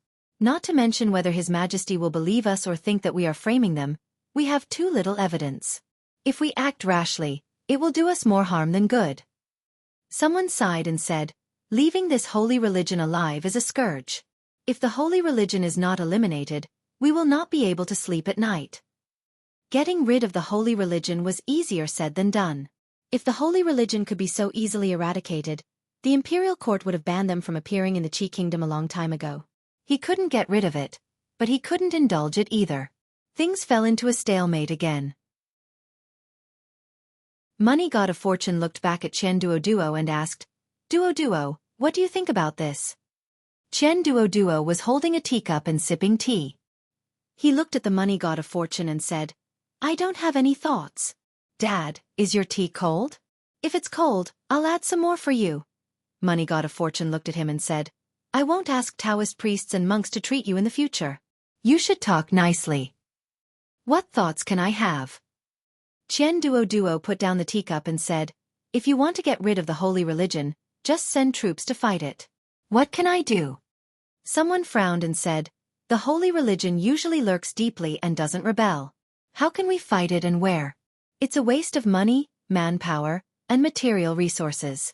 If there is no result, won't the imperial court and His Majesty blame us?" Duo adjusted to a comfortable posture and said lazily, "Then I have no other way. If the holy religion doesn't rebel, can you force them to rebel?" The official was so angry that his face turned red. "You! Wait!" Money God of Fortune waved his hand. After thinking for a moment, he looked at Zhao Yi and said, "Your Highness, this is also a way." However, Yang Yanzhou shook his head and said, "Although this method is good, it is also flawed. The matter of the holy religion is very important. Many people have been fooled by them. Only the great prince and the third prince can appease the people. The great prince is now in charge of the country and has great power. If he orders the third prince to eliminate the rebels, won't we return with nothing?" Zhao Xiaofan nodded and said, "In this way, we will dig our own grave. This plan can't work." The others present were confused and had no idea what these people were talking about. They could only silently bow their heads and drink tea to cover up the embarrassment on their faces. Money God of Fortune looked at Duo again. Before he could speak, Duo slowly stood up and said, "Dad, I'm sick, very sick. I won't get better in 10 days or half a month. I don't know anything and I don't have any thoughts. You guys talk. I'll go back to sleep." After saying that, he walked out leisurely. Money God of Fortune was startled, then waved his hand and said, "Go." He looked at the third prince and asked, "Your Highness, what do you think of this plan?" Zhao Yi nodded slightly.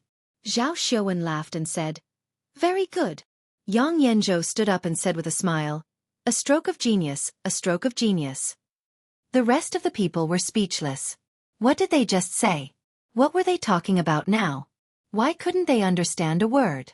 The capital was already chaotic enough because of the battle for the throne between the great prince and the third prince. An urgent report that entered the capital today threw a huge stone into the already turbulent lake, setting off huge waves. The holy religion in Huizhou had rebelled. One day ago, dozens of holy religion rebels broke into the county government and robbed all the money and food. Although there were no casualties in the county government, Huizhou was part of the Jiangyi region.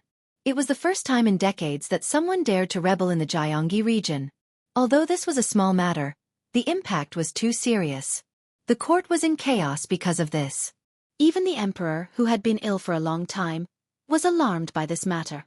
He personally came to the court and ordered the great prince to personally supervise this matter and not make any mistakes. The Saint Church was different from the other rebels. They were a strict organization and had a lot of influence among the people. If the imperial court were to send troops to wipe them out, there must be a prince with a suitable status to hold the fort. In the current capital, only the great prince and the third prince met this requirement. But the third prince had fallen ill 5 days ago and was bedridden. This burden could only fall on the great prince's shoulders. Prince Heng's mansion. Zhao Zhang was shouting at the young man surnamed Fong. Tell me, what are your people doing? Attacking the government office. Are you rebelling? Are you rebelling?" Zhao Zheng's face was red and he said angrily, "Do you know how much trouble this matter has brought to I? This is impossible." Fong Yu's face was gloomy. He said, "Without Her Majesty's order, the followers of the holy religion would not make decisions on their own. This must be a trap." "A trap?" Zhao Zhang looked at him and became even more angry. "Besides you, who else has such great power? If it's not you, is it Zhao Yi? The Huiyuan County Magistrate is one of us." Fong Yu looked up at him and said expressionlessly, "We want to attack the Huiyuan County Magistrate. There is no need to do this." Zhao Zheng's face was gloomy. He looked at him and said in surprise, "You mean, Zhao Yi framed you for this in order to wipe out the holy religion?" Fong Yu looked at him and said lightly, "Don't you already know why he did this, Your Highness?" Zhao Zheng sat back down, his face even more gloomy.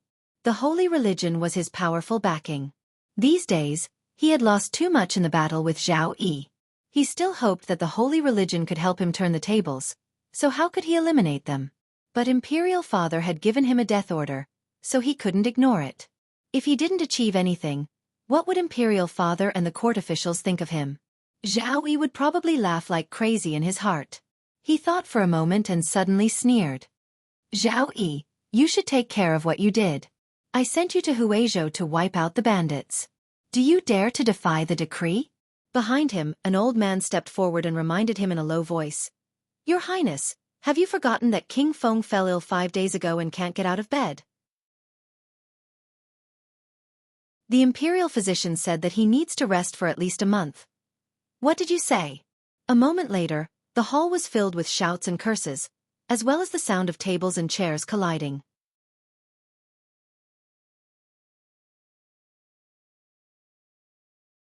The god of fortune Qian pushed the door open and entered. Qian Duo looked up and put away the banknotes. Money god of fortune walked to his side and asked, What else did he say to you? Qian Duo was stunned and asked, Who? The person you met in Liuzhou. Who? Money god of fortune Qian looked at him and said, A few days ago, my father met a few senior monks. I heard that the Dharma is profound. Be careful of the Taoist nuns. Money god of fortune Qian looked at him and asked, What Taoist nuns? The empress of the holy religion. Don't underestimate the holy religion. They have a big plan. They don't sincerely support the crown prince. The crown prince is at most a puppet. Don't push them to the extreme, or something terrible will happen. Money god of fortune Qian thought about it and said, Pack your things now and go back to Fengzhou with your mother. Money god of fortune Qian kicked his butt. What a? Hurry up. Zhao Zheng was very happy. In the battle with Zhao Yi, he had the upper hand several times, which was rare. The holy religion kept rebelling, and he kept sending people to suppress the rebellion.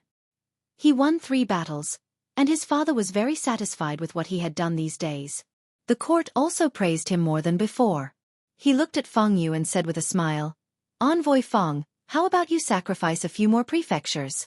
I promise that as long as I can be promoted, I can compensate you for what you have lost now. Feng Yu smiled and said, For the great cause of your highness, what's the harm of sacrificing a few more prefectures? Zhao Zheng was overjoyed. Then it's a deal. This time, I will go in person.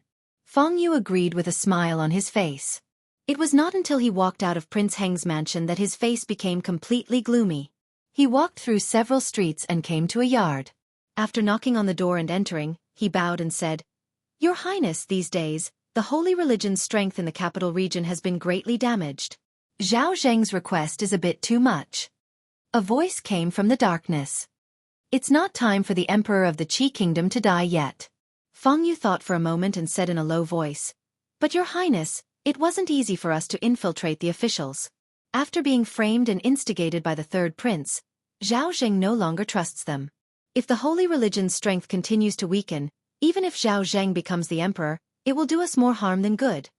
Feng Yu's face was gloomy. He said, We must let him know that without the holy religion he is nothing. The other side was silent for a long time before a voice came again. Then let the third prince benefit first. Feng Yu looked up. Your Highness, what do you mean? That person should also die. The Qi kingdom was different from other countries. Just because the crown prince was the crown prince didn't mean that he would really sit on the throne. Everything depended on the emperor's final edict. His Majesty's attitude toward the crown prince was vague. His attitude toward the third prince was also vague. This caused the court to be divided into 3 factions. The crown prince's faction, the third prince's faction, and the soy sauce faction. During this time, the crown prince, who had been gloomy for a long time, began to shine.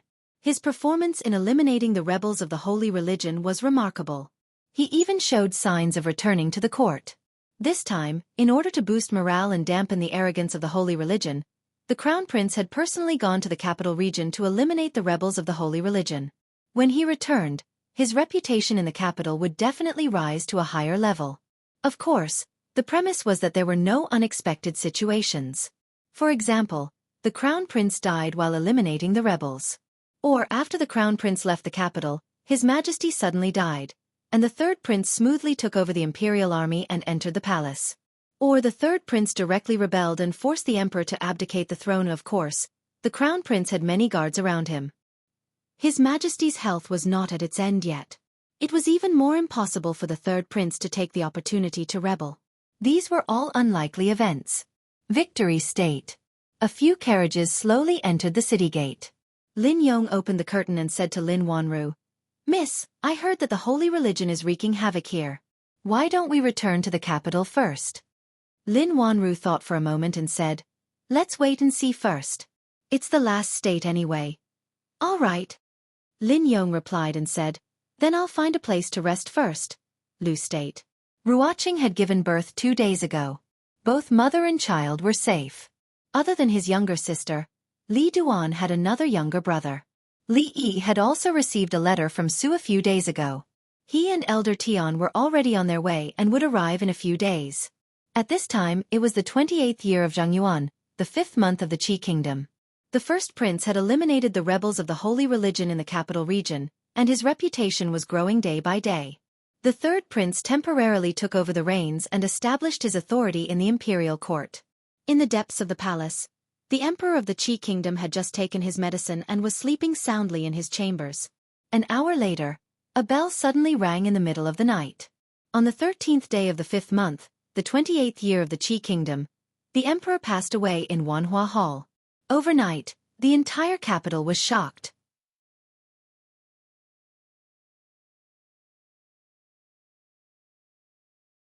Chapter 1132. His Majesty's stubborn illness had not been cured, and the two princes fought fiercely for the throne. In order to fight for the supreme position, the eldest prince and the third prince should have used all kinds of means and resorted to all kinds of means. The fight for the throne had always been like this, and this was what the eldest prince and the third prince had done. However, no one expected that the former emperor would pass away in the palace in the evening, after announcing a series of decrees in high spirits during the morning court session yesterday. There was no precaution. There was no edict of succession. The crown prince was not in the capital. Although the position of the crown prince of the Qi Kingdom was not as stable as that of the neighboring countries, the crown prince was the nominal heir to the throne. When the former emperor suddenly passed away and there was no succession, it was reasonable for the crown prince to inherit the throne. This was the ancestral system. However, the crown prince was not in the capital at such a critical moment. The third prince was in the capital. The third prince, who had already grown his wings in the court, would definitely die if the crown prince succeeded the throne.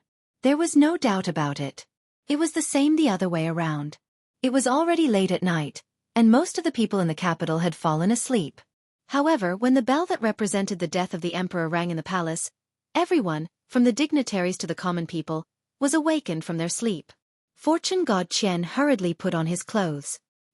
He did not even have time to button them up before he ran to the door and shouted, "Quick, prepare the carriage. We're going to King Feng's mansion." At this time, the sedan chair of Minister of Revenue Cui Jiang had already stopped in front of King Feng's mansion. When fortune god Qian arrived at the gate of King Feng's mansion, there were already more than 10 sedan chairs parked on both sides. "Your Highness, you should restrain your grief and focus on the overall situation. This is a great opportunity for us. Your Highness, please give the order." When fortune god Qian walked into King Feng's mansion, the third prince was already surrounded by people. They all looked excited and kept urging him. Soon after, countless figures hurried out of King Feng's mansion and disappeared in different directions. The emperor had passed away, and the crown prince had left the capital. Only the third prince could take charge of the situation. On the night of the former emperor's death, the third prince went to the palace to make arrangements. On the second day, all the officials gathered in front of the palace gate. The Minister of State took out a posthumous edict and read it in front of everyone. It was an edict of succession. The imperial edict stated that the crown prince, Zhao Zhang, did not cultivate virtue and conduct, and that he was disloyal and disloyal. For the sake of the people of the Qi Kingdom and the people of the world, the late emperor had deposed the crown prince, Zhao Zhang, and passed the throne to the third prince, Zhao Yi. Most people were skeptical about the authenticity of the edict. Before the crown prince left the capital, the emperor had greatly praised him. After a few days, how could such a posthumous edict appear? But that was then and this was now. The capital was firmly under the third prince's control, and many of the ministers of the court respected him as their master. Even those officials loyal to the crown prince did not dare to step forward. The crown prince had left the capital at this crucial moment, and the third prince had taken advantage of this opening to enter. These people were like clay bodhisattvas crossing the river, powerless to protect themselves. The former emperor had just passed away, and the third prince could not succeed the throne immediately. But with the Edict of Succession, he had obtained the military seal, which was enough to command the 50,000 imperial guards in the capital. Moreover, there were too many ministers loyal to him in the court. In a short night, he had gained control of the entire capital. The capital, which had been treacherous for several years, seemed to have ended all the chaos in the blink of an eye, and the dust had settled. In Shang province, several hundred li away from the capital, the crown prince, who had just wiped out the rebels of the holy religion, was riding on his horse in high spirits. When he received an urgent report from the front, his face instantly turned pale, his body swayed, and he fell off his horse. The guards on his left and right hurriedly helped him up and shouted, "Imperial physician, summon the imperial physician." Feng Yu stepped forward and pinched Zhao Zheng's philtrum. Not long after, he coughed heavily and woke up. Zhao Zheng's face was ashen, and he kept muttering, "It's over, it's over, it's all over." He had never imagined that his father would suddenly pass away when he was leaving the capital. Zhao Yi had already gained control of the situation in the capital. Everything he had done, everything he had fantasized about, and the throne that he had coveted for a long time, had all become bubbles. Feng Yu shook him heavily and said, "Your Highness, you can't give up." Zhao Zheng looked at him and smiled bitterly. Zhao Yi must have controlled the imperial guards and the capital now. What can I use to fight against him? What can I use to fight against him? Pah! Feng Yu slapped him across the face. Zhao Zheng was stunned as blood flowed from the corner of his mouth. The third prince only controls the capital, and only controls 50,000 imperial guards. Feng Yu looked at him and said angrily, "You are the crown prince and the throne should have been yours. He is just a traitor, a traitor. There are 50,000 imperial guards in the capital, but outside the capital, there are another 150,000 soldiers. How did you lose?" Zhao Zheng was stunned for a moment, and then he finally understood. There were 200,000 soldiers stationed in the capital, and only 50,000 of them were in the capital. The other 150,000 were scattered in the various provinces of the capital. After his father passed away, his people rushed over. Zhao Zheng's reaction was definitely not as fast as theirs. If he could control all the soldiers in the capital, 150,000 against 50,000, and with the help of the holy religion, how could he not conquer the capital? He immediately took out a token from his waist and stuffed it into Feng Yu's hands, saying, "Envoy Feng, hurry, hurry. We must hurry before that traitor." "Rest assured, Your Highness." Feng Yu took the token and turned around to leave. After walking a dozen steps, a cold smile appeared on his face. The capital must be conquered. At that time, there would be no need for Zhao Zheng to exist. The Empress's plan was much simpler than directly helping Zhao Zheng to the throne. The disaster of war had erupted abruptly, and with the death of Emperor Xian, the third prince had seized the opportunity to ascend to the throne, taking control of the 50,000 imperial army in the capital. Meanwhile, the first prince had gathered more than 100,000 soldiers outside the capital and was directing his vanguard at the capital. Although the third prince was in an important area of the capital, his retreat had been cut off. Faced with an army more than twice his size, he could only rely on the walls to barely hold out. If not for the fact that the capital was heavily stocked with provisions, he would not have been able to hold out for long. The capital region, which had always been peaceful, became a land of war in a short period of time. Although the first prince's army did not massacre the people like the foreign invaders, it was not uncommon for them to forcibly take food and fodder and forcibly conscript the people. The entire capital region was in a state of panic. In Victory Province, a purple-clothed man walked into a camp and bowed. "Reporting to Protector, several armies have fallen under our control. Zhao Zheng is no longer of much use to us. Why don't we?" Feng Yu waved his hand and said, "No, no, no. On the surface, we still need His Highness the Crown Prince as our cover. Otherwise, we'll have no justifiable reason to attack."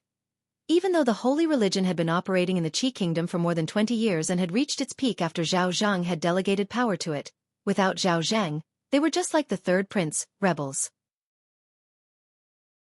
With Zhao Zheng, they were the masters of justice.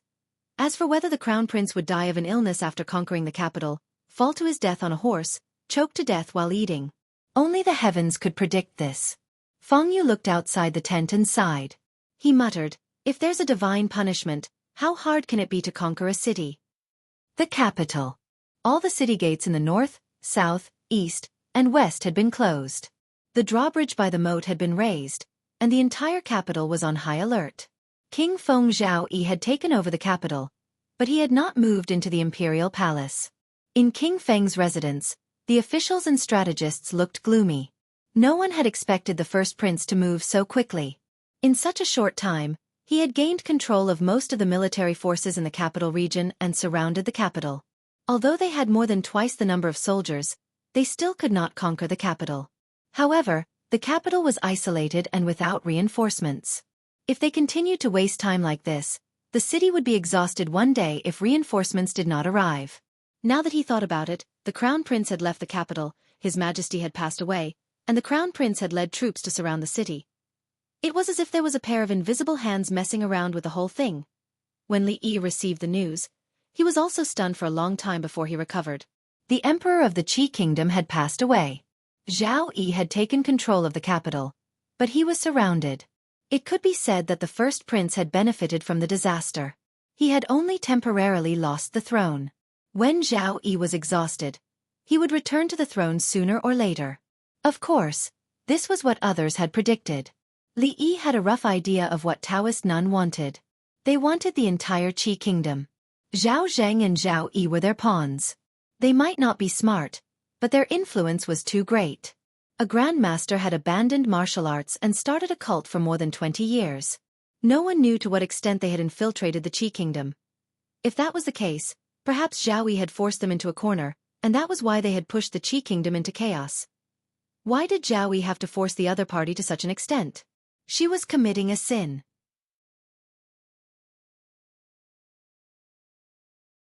Chapter 1133.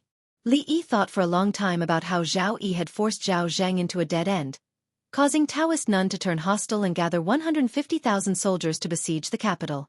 Since she could not conquer the capital, she planned to exhaust him to death. He had to take the blame for this. After all, he was a man who valued his reputation and would never shirk his responsibilities. He was the one who taught Qian Duo the stratagem of sowing discord and borrowing a knife. These stratagems had been tested countless times in history. If one didn't work, he would change to another. There was bound to be a trick that worked for Zhao Zheng. And things went smoother than he had imagined. Zhao Zheng did not refuse any of these tricks and took them all. As a result, his subordinates all ran away with Zhao Yi. The holy religion did not provoke anyone, but it also suffered an unexpected disaster.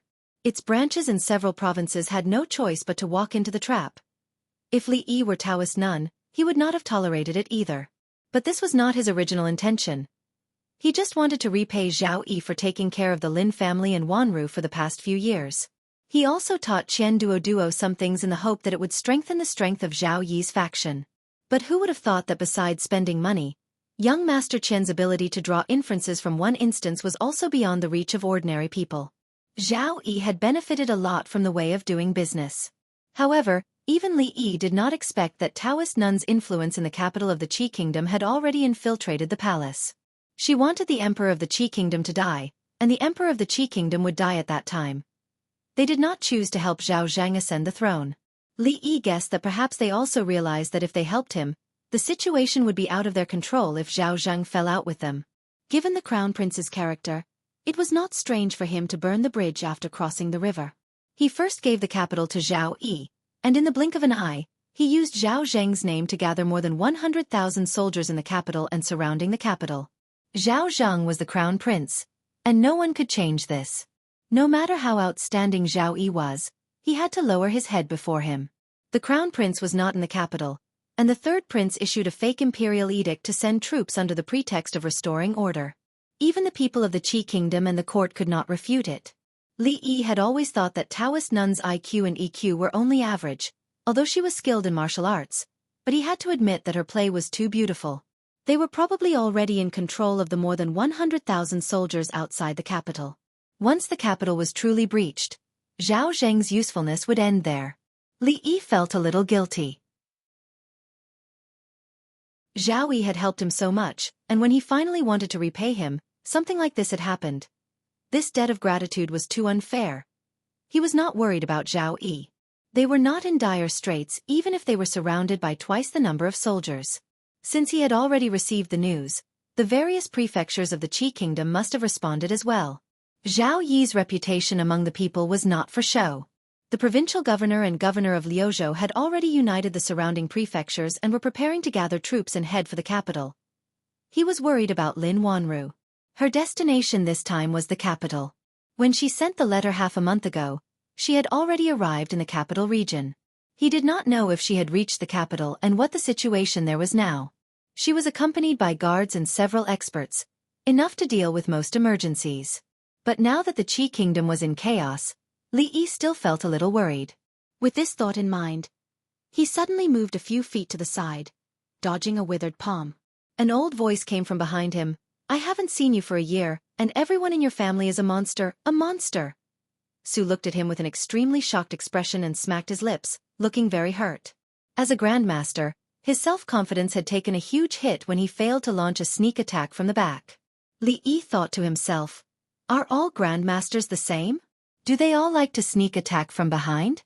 Fortunately, he had not stopped practicing during this period of time. The tortoise breathing skill had been running day and night. Although he still could not defeat Mississippi Lu, Bai Su could still suppress her with one hand. At this time, Bai Su could almost sweep the heaven list. Although he was still not a match for Mississippi Lu, he had vaguely touched a certain realm. It was even up to luck to see who would break through first. If he was a little luckier, then Rui would probably be the first to succumb to his despotic power. After successfully getting rid of the single relationship, Su actually did not look as sloppy as before. There were no oil stains on his clothes, and his hair was tied up neatly. He did not look like he used to. Where's old man Chong? How dare he steal this old man's disciple? It's time to settle the score with him. If it was not for his temperament, Li Yi would definitely think that he had recognized the wrong person. Li Yi pointed to the courtyard next to him. Su stomped his feet and flew straight over the wall. After a while, there was a dull sound coming from the other side of the wall. Su and Taoist Nun were old enemies. He fought with Chong De purely because he was itching to fight. There were not many people who could go all out with him. Chong was one of them. Moreover, the two of them had some old grudges. Because of Li Duan, there was a new grudge. This time it would not end so easily. "You actually broke through too." This was Su's voice. "Why? You're allowed to break through? You're not allowed to break through?" Chongda's voice was always so gloomy. Su said sarcastically, "How dare you call yourself an old man? You don't even have a dick.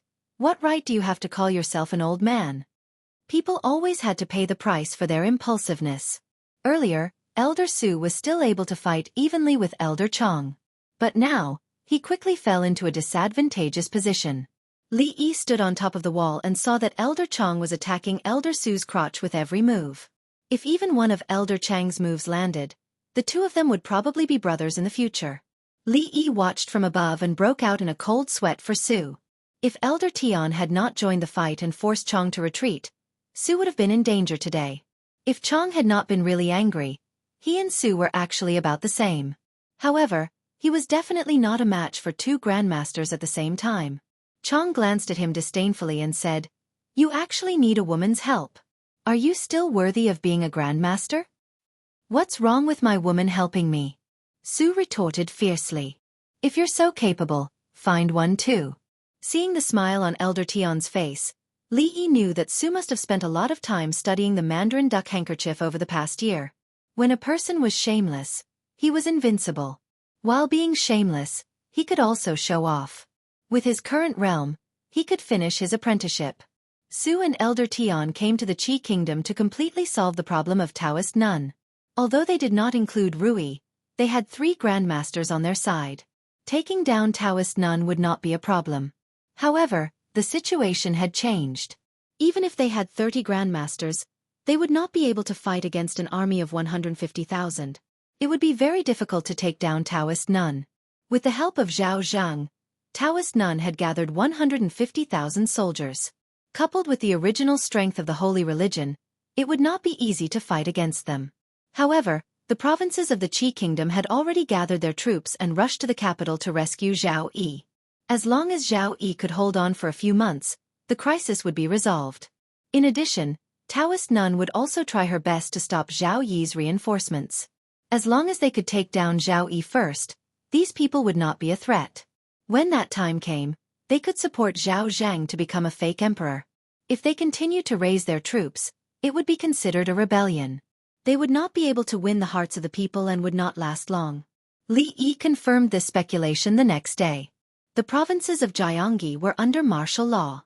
Several important cities were not allowed to enter or leave. In order to resist the reinforcements from other provinces, the people of the provinces were also conscripted to different degrees. It was also at this time that Li Yi received a letter from Lin Yong. The first prince had sealed off the important cities in the capital region. No one was allowed to enter or leave. They were trapped in Xingzhou.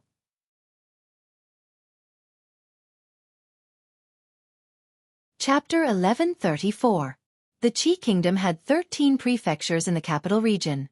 There were more than 200,000 soldiers stationed in the capital region. Other than the 50,000 imperial guards guarding the capital, the rest of the soldiers were distributed in the prefectures. The capital region was the hinterland of the Qi Kingdom and was responsible for the safety of the capital. The soldiers stationed in the capital region were only under the command of the emperor. Because these prefectures were too close to the capital and too sensitive, no one dared to attack them even when the crown prince and the third prince fought fiercely for power. After the death of the emperor, Zhao Zhang, as the crown prince, took control of the 150,000 soldiers in the capital region before the third prince, Zhao Yi. He besieged the capital and completely reversed the situation. The Shangzhou was one of the 13 prefectures in the capital region. After the incident in the capital region, the Xingzhou was sealed and it was difficult to enter or leave. During this period, riots broke out more than once and there were many refugees. Lin Wanru and her group were in danger. Lin Yong tried his best to send a message. She had guards with her who were all skilled and could overcome normal dangers and difficulties. However, the situation in the war zone was ever-changing and it was not a good place to stay for long. Li Yi sat in the yard and looked at the letter for a long time. Go! A gentle voice came from behind him. He turned his head and saw Rui walking over and sitting next to him. She said, Sister Wanru is in danger now. Every day that passes, she will be in more danger. Don't hesitate anymore, husband. Li Yi's lips moved and she shook her head. Don't worry about this place, husband. With me here, nothing will happen. Li Yi was silent for a long time. He put his arm around her waist and nodded. The Qi Kingdom is in chaos and the Liuzhou is not a good place to stay. You should go back to the Xuzhou as soon as possible. I will pick up Wanru and go back immediately. It was not a good place to stay in the Qi Kingdom. Rui escorted them from the Liuzhou route. They were accompanied by countless masters. On the way back, the branches of the holy religion had been subdued and there was almost no danger. Rui leaned on his shoulder and said, I will take care of everything here. I will leave Sister Wanru to you, husband. Hiss. Li Yi sucked in a breath of cold air. If he wanted to talk, then talk nicely. Why did he have to twist his waist? The capital. The enemies outside the city had stopped attacking, but they did not retreat either. Instead, they set up camp outside the city. On the city wall, an imperial army general's expression darkened. Your Highness, they're trying to exhaust us to death. Zhao Yi was also clad in armor. He looked at the person beside him and asked, How long can the food stored in the city last? Finally, he couldn't help but walk up to Lin Wanru and say, Miss, that Ma guy doesn't have good intentions. We can't stay here for long. Lin Wanru shook her head slightly and said, I'm afraid we can't leave even if we want to now. She naturally knew that the son of the provincial governor of Victory Province didn't have good intentions. However, this was Victory Province, which was already under the control of the first prince. If they were to go out, they would have to face great danger. All of the Qian clan's businesses in Victory Province had already been taken over by the first prince. Presumably, the shops of the Lin family in the other provinces in the capital region wouldn't be spared either. Once their whereabouts were exposed, the first prince would definitely not let her, the person in charge of the Lin family, off. In order to protect her, the guards around her had already been scattered during the refugee tide when the government captured people to join the army. Only Lin Yong and a few others were left by her side. Xiao ran in from outside and said anxiously, "Miss, that Ma guy is here again." When Lin Wanru stood up, the sound of footsteps could already be heard from the door. A young man walked in from outside. Looking at her, he said with a smile, "Is Miss Li used to living here?" Lin Wanru nodded and said, "Even if I'm not used to it, it's still much, much better than living outside. Thank you, young Master Ma, for saving me. There's no need to be so courteous between us." Young Master Ma waved his hand and said, "Miss Li, don't worry. In this provincial governor's residence, no one can harm you. If there's anything you need, just say the word. As long as I can do it, I'll do it for you." He smiled and said a few words. Then his tone suddenly changed as he asked, "I wonder if you've considered the matter that I mentioned to Miss Li yesterday?" Lin Wanru looked at him with a troubled expression. "Young Master Ma?" The smile on young Master Ma's face faded slightly. Then he smiled again. Looking at her, he said, "When I first met Miss Li, I was shocked and thought that if I could tie the knot with Miss in this life, it would be a great blessing in my life. I'm sincere towards Miss, and I hope that Miss can consider it seriously." Lin Wanru smiled apologetically and said, "Marriage is a big matter. It's decided by parents and the words of a matchmaker. How can I be so reckless?" Young Master Ma shook his head and said, "Times have changed. Now, the Qi Kingdom is in chaos. There are rebels everywhere. Even if I really wanted to invite Mrs. Parents over, not to mention the long journey, the many dangers along the way must not be taken lightly." Lin Wanru fell silent. Young Master Ma smiled and said, "Miss Li, don't be in a hurry to agree. If you don't agree today, I'll ask again tomorrow." This was a naked threat. Lin Yong's breathing was heavy. He rolled up his sleeves and was about to get angry when Lin Wanru suddenly stood up. She looked at young Master Ma and smiled. "It's not that I can't agree to it. In fact, it's not easy to be alone all these years. I've always wanted to find someone to rely on. However, for a woman, marriage is one of the most important things in life. It's already a pity that my parents can't come. But if I don't even inform them, it would be unfilial of me as a daughter. Please forgive me, young Master Ma." "What's so difficult about that?" Seeing that she had relented, young Master Ma waved his hand and said, "Where are they now? I'll send someone to deliver a letter to them. It won't delay our wedding." Lin Wanru looked up at him and said, "Lu Province."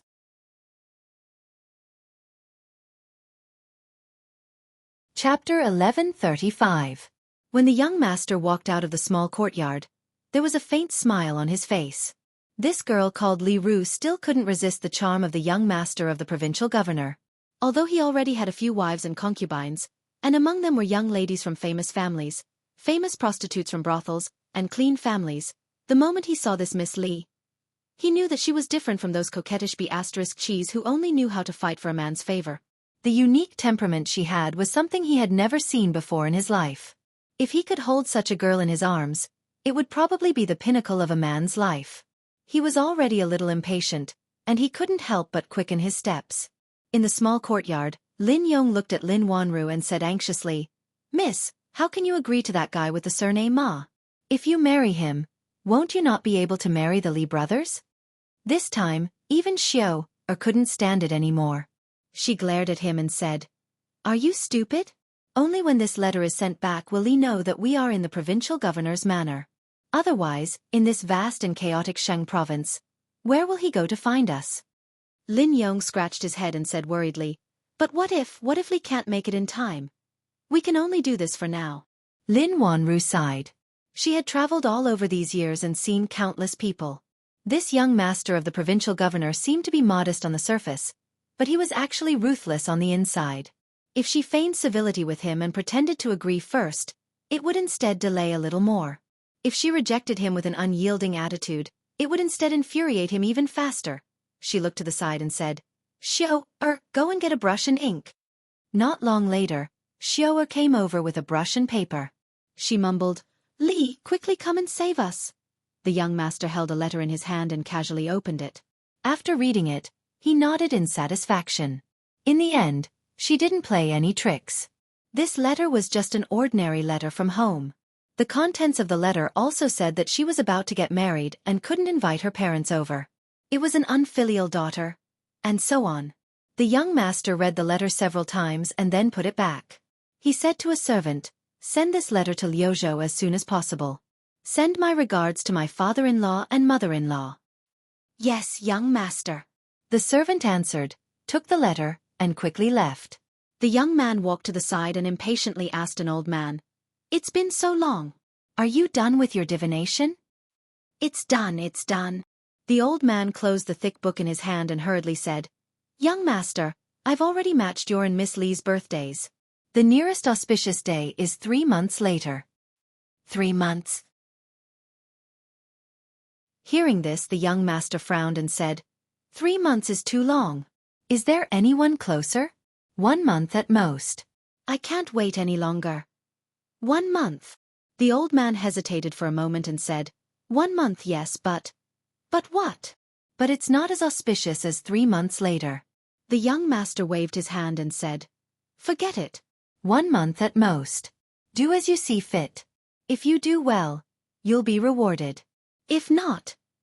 He coldly looked at the old man. The old man hurriedly said, "There will be a good auspicious day in 28 days. Don't worry, young master. I'll arrange it properly for you." In the small courtyard, Xiaofan counted with her fingers. 28 days. It'll take about half a month to get to Liuzhou from here. If it's urgent, it must be urgent. In a house somewhere in Liuzhou. The 2 masters had been gone for several days. No one supervised his practice. Everyone was packing up. Li Duan walked back and forth in the yard, looking a little bored. Even Li Mu was packing up his small bag. Li Duan had nothing to pack. After practicing for a while, he became even more bored. He looked in a certain direction, hesitated for a moment, and then walked over. His aunt hadn't spanked him for a long time. Li Duan was a little less afraid of her. He walked over, looked up and asked in a low voice, "Aunt, we're going back soon. Where are Dad and Master?" Rui looked at him and said, "They went to pick up Aunt Wanru." Li Duan asked Feng several times when he would call Aunt Lin mother, but Uncle Feng always said it was not the right time. Now they were going back. Dad should be picking up Aunt Wanru and going back together. He felt the time was right. Feng and his father left together. Li Duan had no one to ask, so he looked up at Mississippi Lu and asked, "Aunt, now that Aunt Wanru is back, will I call her mother?" Mississippi Lu raised her eyebrows, looked down at him and asked, "Who told you?" "That's what Uncle Feng said." Li Duan thought for a moment and said, "Uncle Feng used to say it was not the right time to call Aunt Wanru. Is it the right time now?" "I don't know." Mississippi Lu shook her head. Even she didn't hear the annoyance in her voice. Li Duan said, "Oh." Even his aunt didn't know. But even if his aunt didn't know Aunt Wanru, she should know herself, right? So he raised his head and asked again, "Then when is the right time for me to call her mother? Why don't I call her mother instead?" He thought for a moment and added, "If I call you mother, will you still spank me? My mother, second mother, and third mother don't spank me." When Li Duan realized that the atmosphere was not right, he turned around and ran outside. Every time he felt the temperature around his aunt start to turn cold, it meant that his butt was going to be in trouble. However, just like before, he still didn't run away. But there was something different this time. This time, when the slap landed on his butt, it didn't hurt, unlike when he was naughty and crying. Mississippi. Lu looked at him and asked with a frown, "Who taught you these words?" "No one taught me." Since his butt didn't hurt, Li Duan had the courage to say what was on his mind. He pulled up his pants and said, "I just want Aunt to become mother too, so that our family can be together forever." Li Duan patted his butt and left. Although the doubts in his heart hadn't been solved, he found a shortcut that wouldn't involve him being spanked. Bai Su walked in from outside and patted his head. Then, he walked to the side of the second young lady Lu and handed her a letter. He said, "Alliance Master, there is a strange letter." "Strange?" Bai Su nodded and said, "The person who delivered the letter said that it was from a lady named Li Ru, but we don't have a lady named Li Ru here." There was an address on the back of the letter. Mississippi Lu took a look and found that the address was correct. "Li Ru?" She murmured and opened the letter. It was an ordinary letter from home. It said that this lady named Li Ru had met a man she liked in Shenzhou and was going to get married in a month. Now that the Qi kingdom was at war, She couldn't bring her parents with her, so she wrote this letter. She didn't know this lady named Li Ru, but she knew the handwriting of this letter. It couldn't be more familiar. The person who first taught her how to read was not Li Yi, but Lin Wanru. It started from the sentence, suddenly looking back, that person is in the dim light. The letter said that she was in Shenzhou and was going to marry the son of the provincial governor of Shenzhou. The date of this letter was only 5 days after the last one when they were trapped in Shenzhou. This was a letter asking for help. They had entered the provincial governor's office not long after they were trapped in Shenzhou. But 4 days ago, Li Yi and Changde Su had already set off for Shenzhou. They still didn't know about this. They didn't know that Lin Wanru was in the provincial governor's office, and that she was going to be forced to marry the son of the provincial governor of Shenzhou in less than half a month. If they couldn't find her when they arrived in Shenzhou, a few more days of delay would cause irreversible consequences. Bai Su's expression was a little anxious. He said, "Chief, I'll go chase after them. I must tell him about this." Mississippi Lu put the letter away and picked up autumn water. She said, "You go back to Shenzhou with them first. I'll go personally."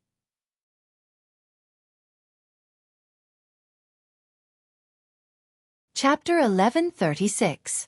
The Qi Kingdom was once the most powerful country in this land. The country was prosperous and its people were at peace. The rivers were clear and the seas were calm. Its military prowess intimidated its neighbors. However, that was in the past. Several years ago, the Jing Kingdom rose at an unstoppable speed and left the surrounding countries far behind. The Qi Kingdom was prosperous and its people were at peace. The Qi Kingdom was at war. The glorious history of the Qi Kingdom became a thing of the past. Of course, that was only in comparison to the dazzling Jing Kingdom. In fact, other than being unable to catch up to the Jing Kingdom, the Qi Kingdom was still powerful. It was much more powerful than the Wu Kingdom and the Zhao Kingdom. However, even this had changed not long ago. The development of the entire matter could be said to be full of twists and turns. The emperor suddenly passed away. The crown prince happened to be away from the capital. The third prince took the opportunity to launch a coup and seize the capital. Then, the crown prince came back from the brink of death. In an extremely short period of time, he took control of all the military forces in the capital region. He was in a stalemate with the third prince for more than a month now. In order to conquer the capital as quickly as possible, the crown prince used almost all the resources and power in the capital region. He disregarded the consequences. In order to gather enough money, countless rich and powerful families had their properties confiscated. No one knew how many commoners were mobilized. At that time, there were countless refugees.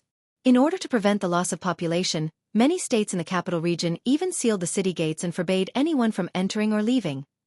Although this policy had been loosened, one still had to go through strict checks when entering or leaving the city. "Hey, you guys, stop right there." When the guards saw someone come in, they immediately shouted and quickly walked over. In recent days, most of the people entering and leaving the city were refugees. It was rare to see such well-dressed people.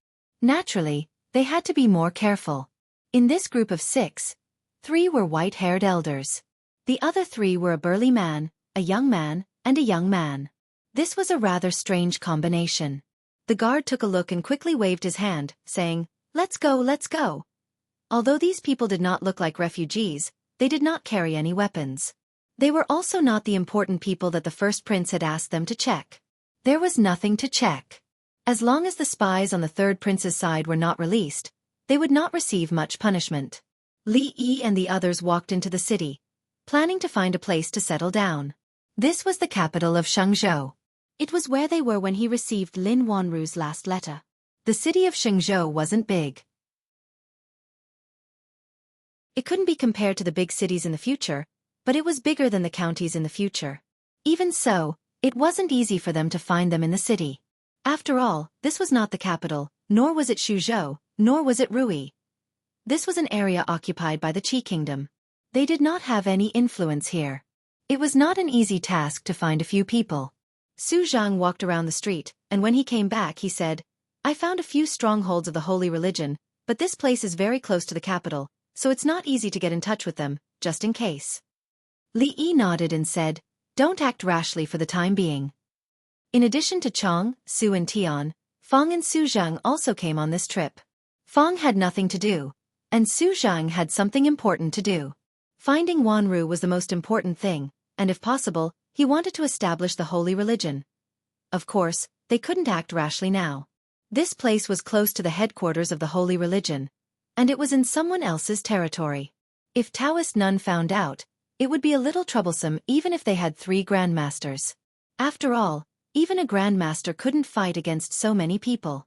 If they really surrounded the city with tens of thousands of soldiers, even a grandmaster couldn't do anything, although the possibility was very small. In Xingzhou, several shops of the Qian family had been closed, and even sealed. The Qian god of fortune was Zhao Yi's #1 henchman. If Zhao Zheng got the chance, he would naturally not let the Qian family go. The Lin family's business had not had time to expand to Xingzhou, but looking at the fate of the Qian family, even if the Lin family had a shop in Xingzhou, it would be difficult to find them. Almost all the clues were cut off. Li Yi also thought of putting up a notice, but this was Xingzhou, and the Lin family had long been labeled as King Feng. This would be too ostentatious, so he immediately ruled it out. If you can't find her, let her come out to find you. Do you really need to make it so difficult? Chang's voice was always so gloomy. Feng said in surprise, "We don't even know where Miss Lin is. How can we let her come out on her own?"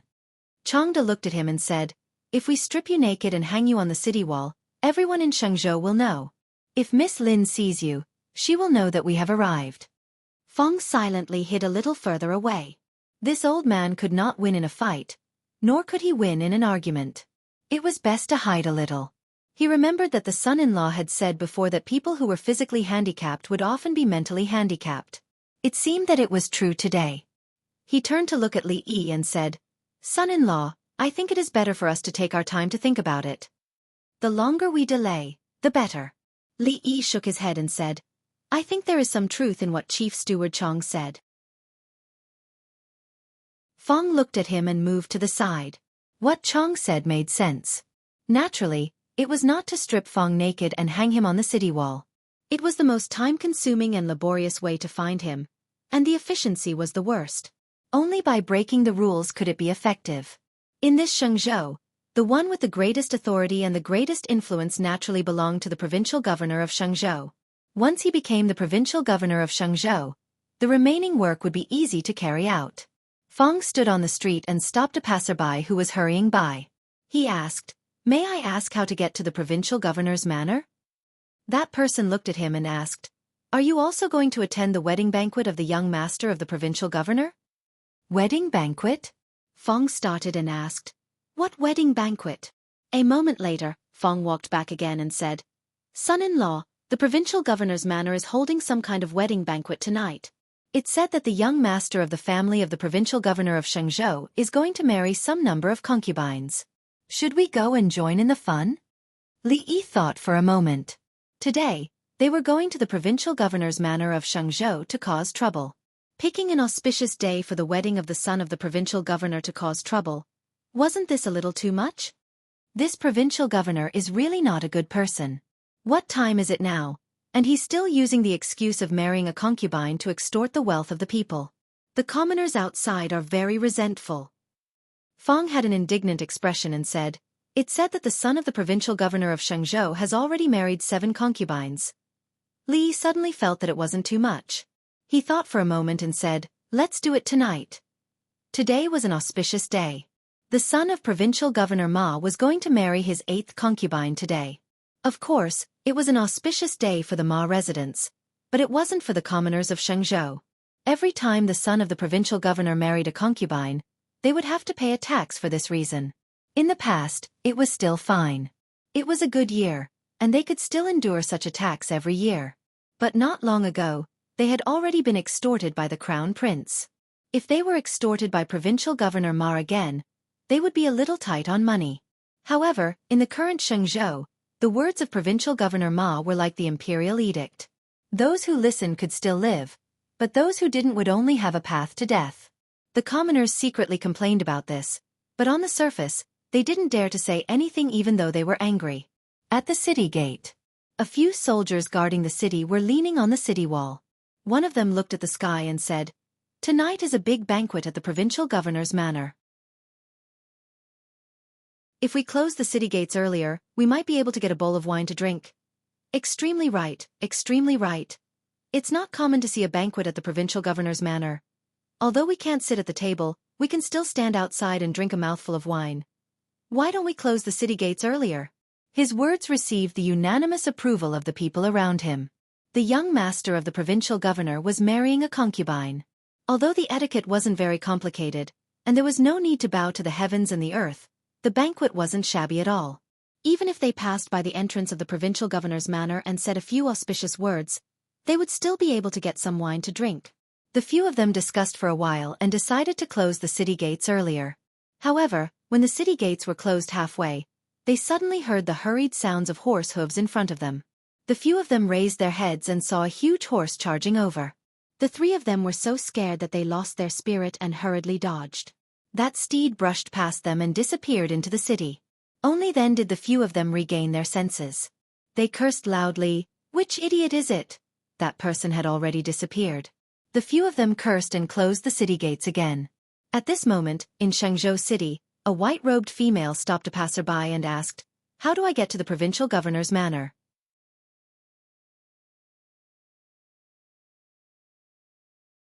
Chapter 1137.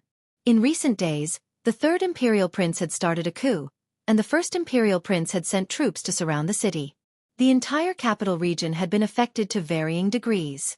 In Victory Province, the commoners were worried about the war situation, grumbling and complaining.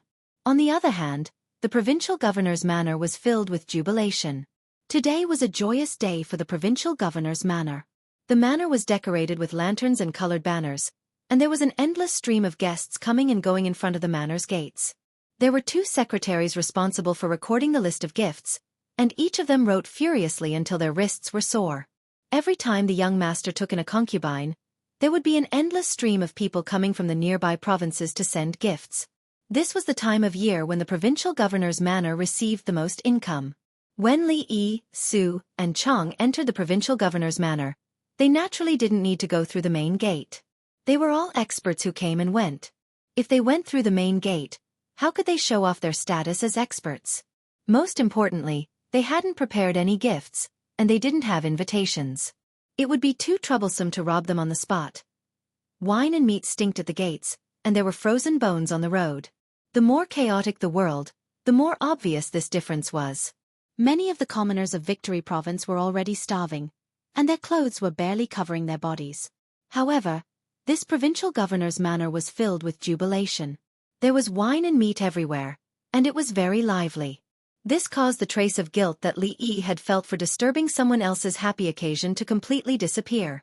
In a secluded courtyard in the back residence, all the noise and excitement were isolated outside.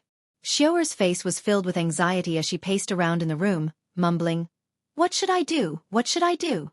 It's about to start, but Li hasn't come yet. What should I do?" Lin Wanru sat by the bed and looked at Lin Yong at the side. She said, "In a while take Xiaoer and leave." Lin Yong was startled and asked, "Then what about you, miss?" Lin Wanru didn't look at him.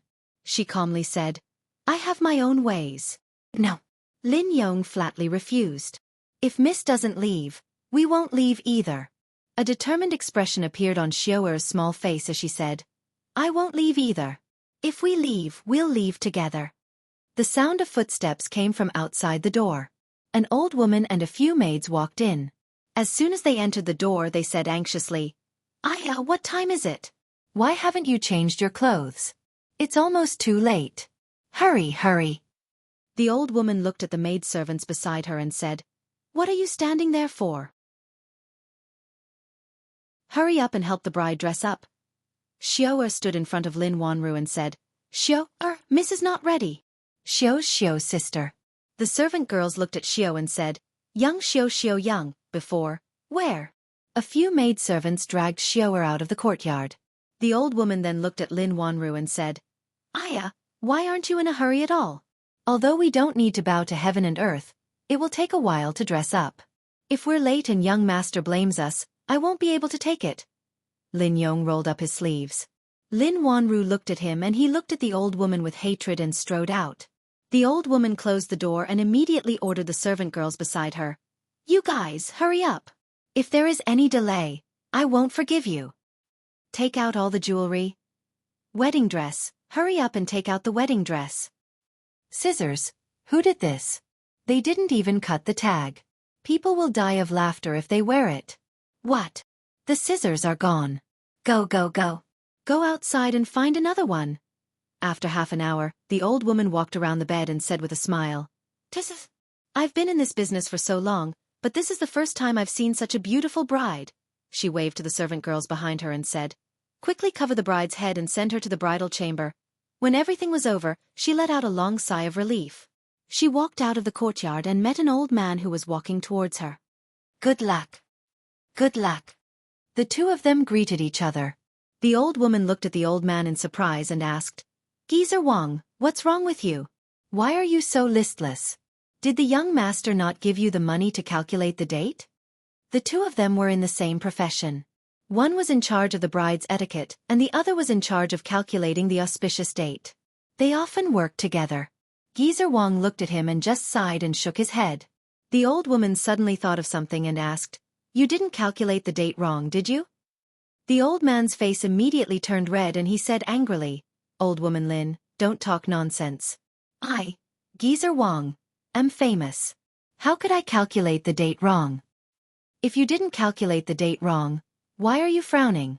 You look like your wife died. You're crazy. The old woman glanced at him and left.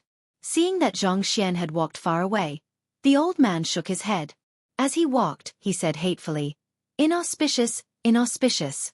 I told you that the auspicious day would be 3 months later, but you refused to listen. You can't blame me if something happens. Outside the small courtyard, somewhere in the shadows, Lin Yong gritted his teeth and said, I'll save the young miss no matter what.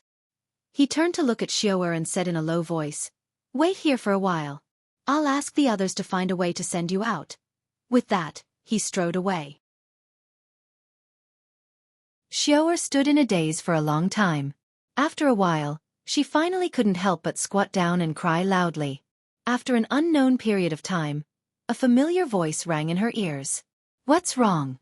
Did Lin Yong steal your Tonghulu again? Xiaofan raised her head.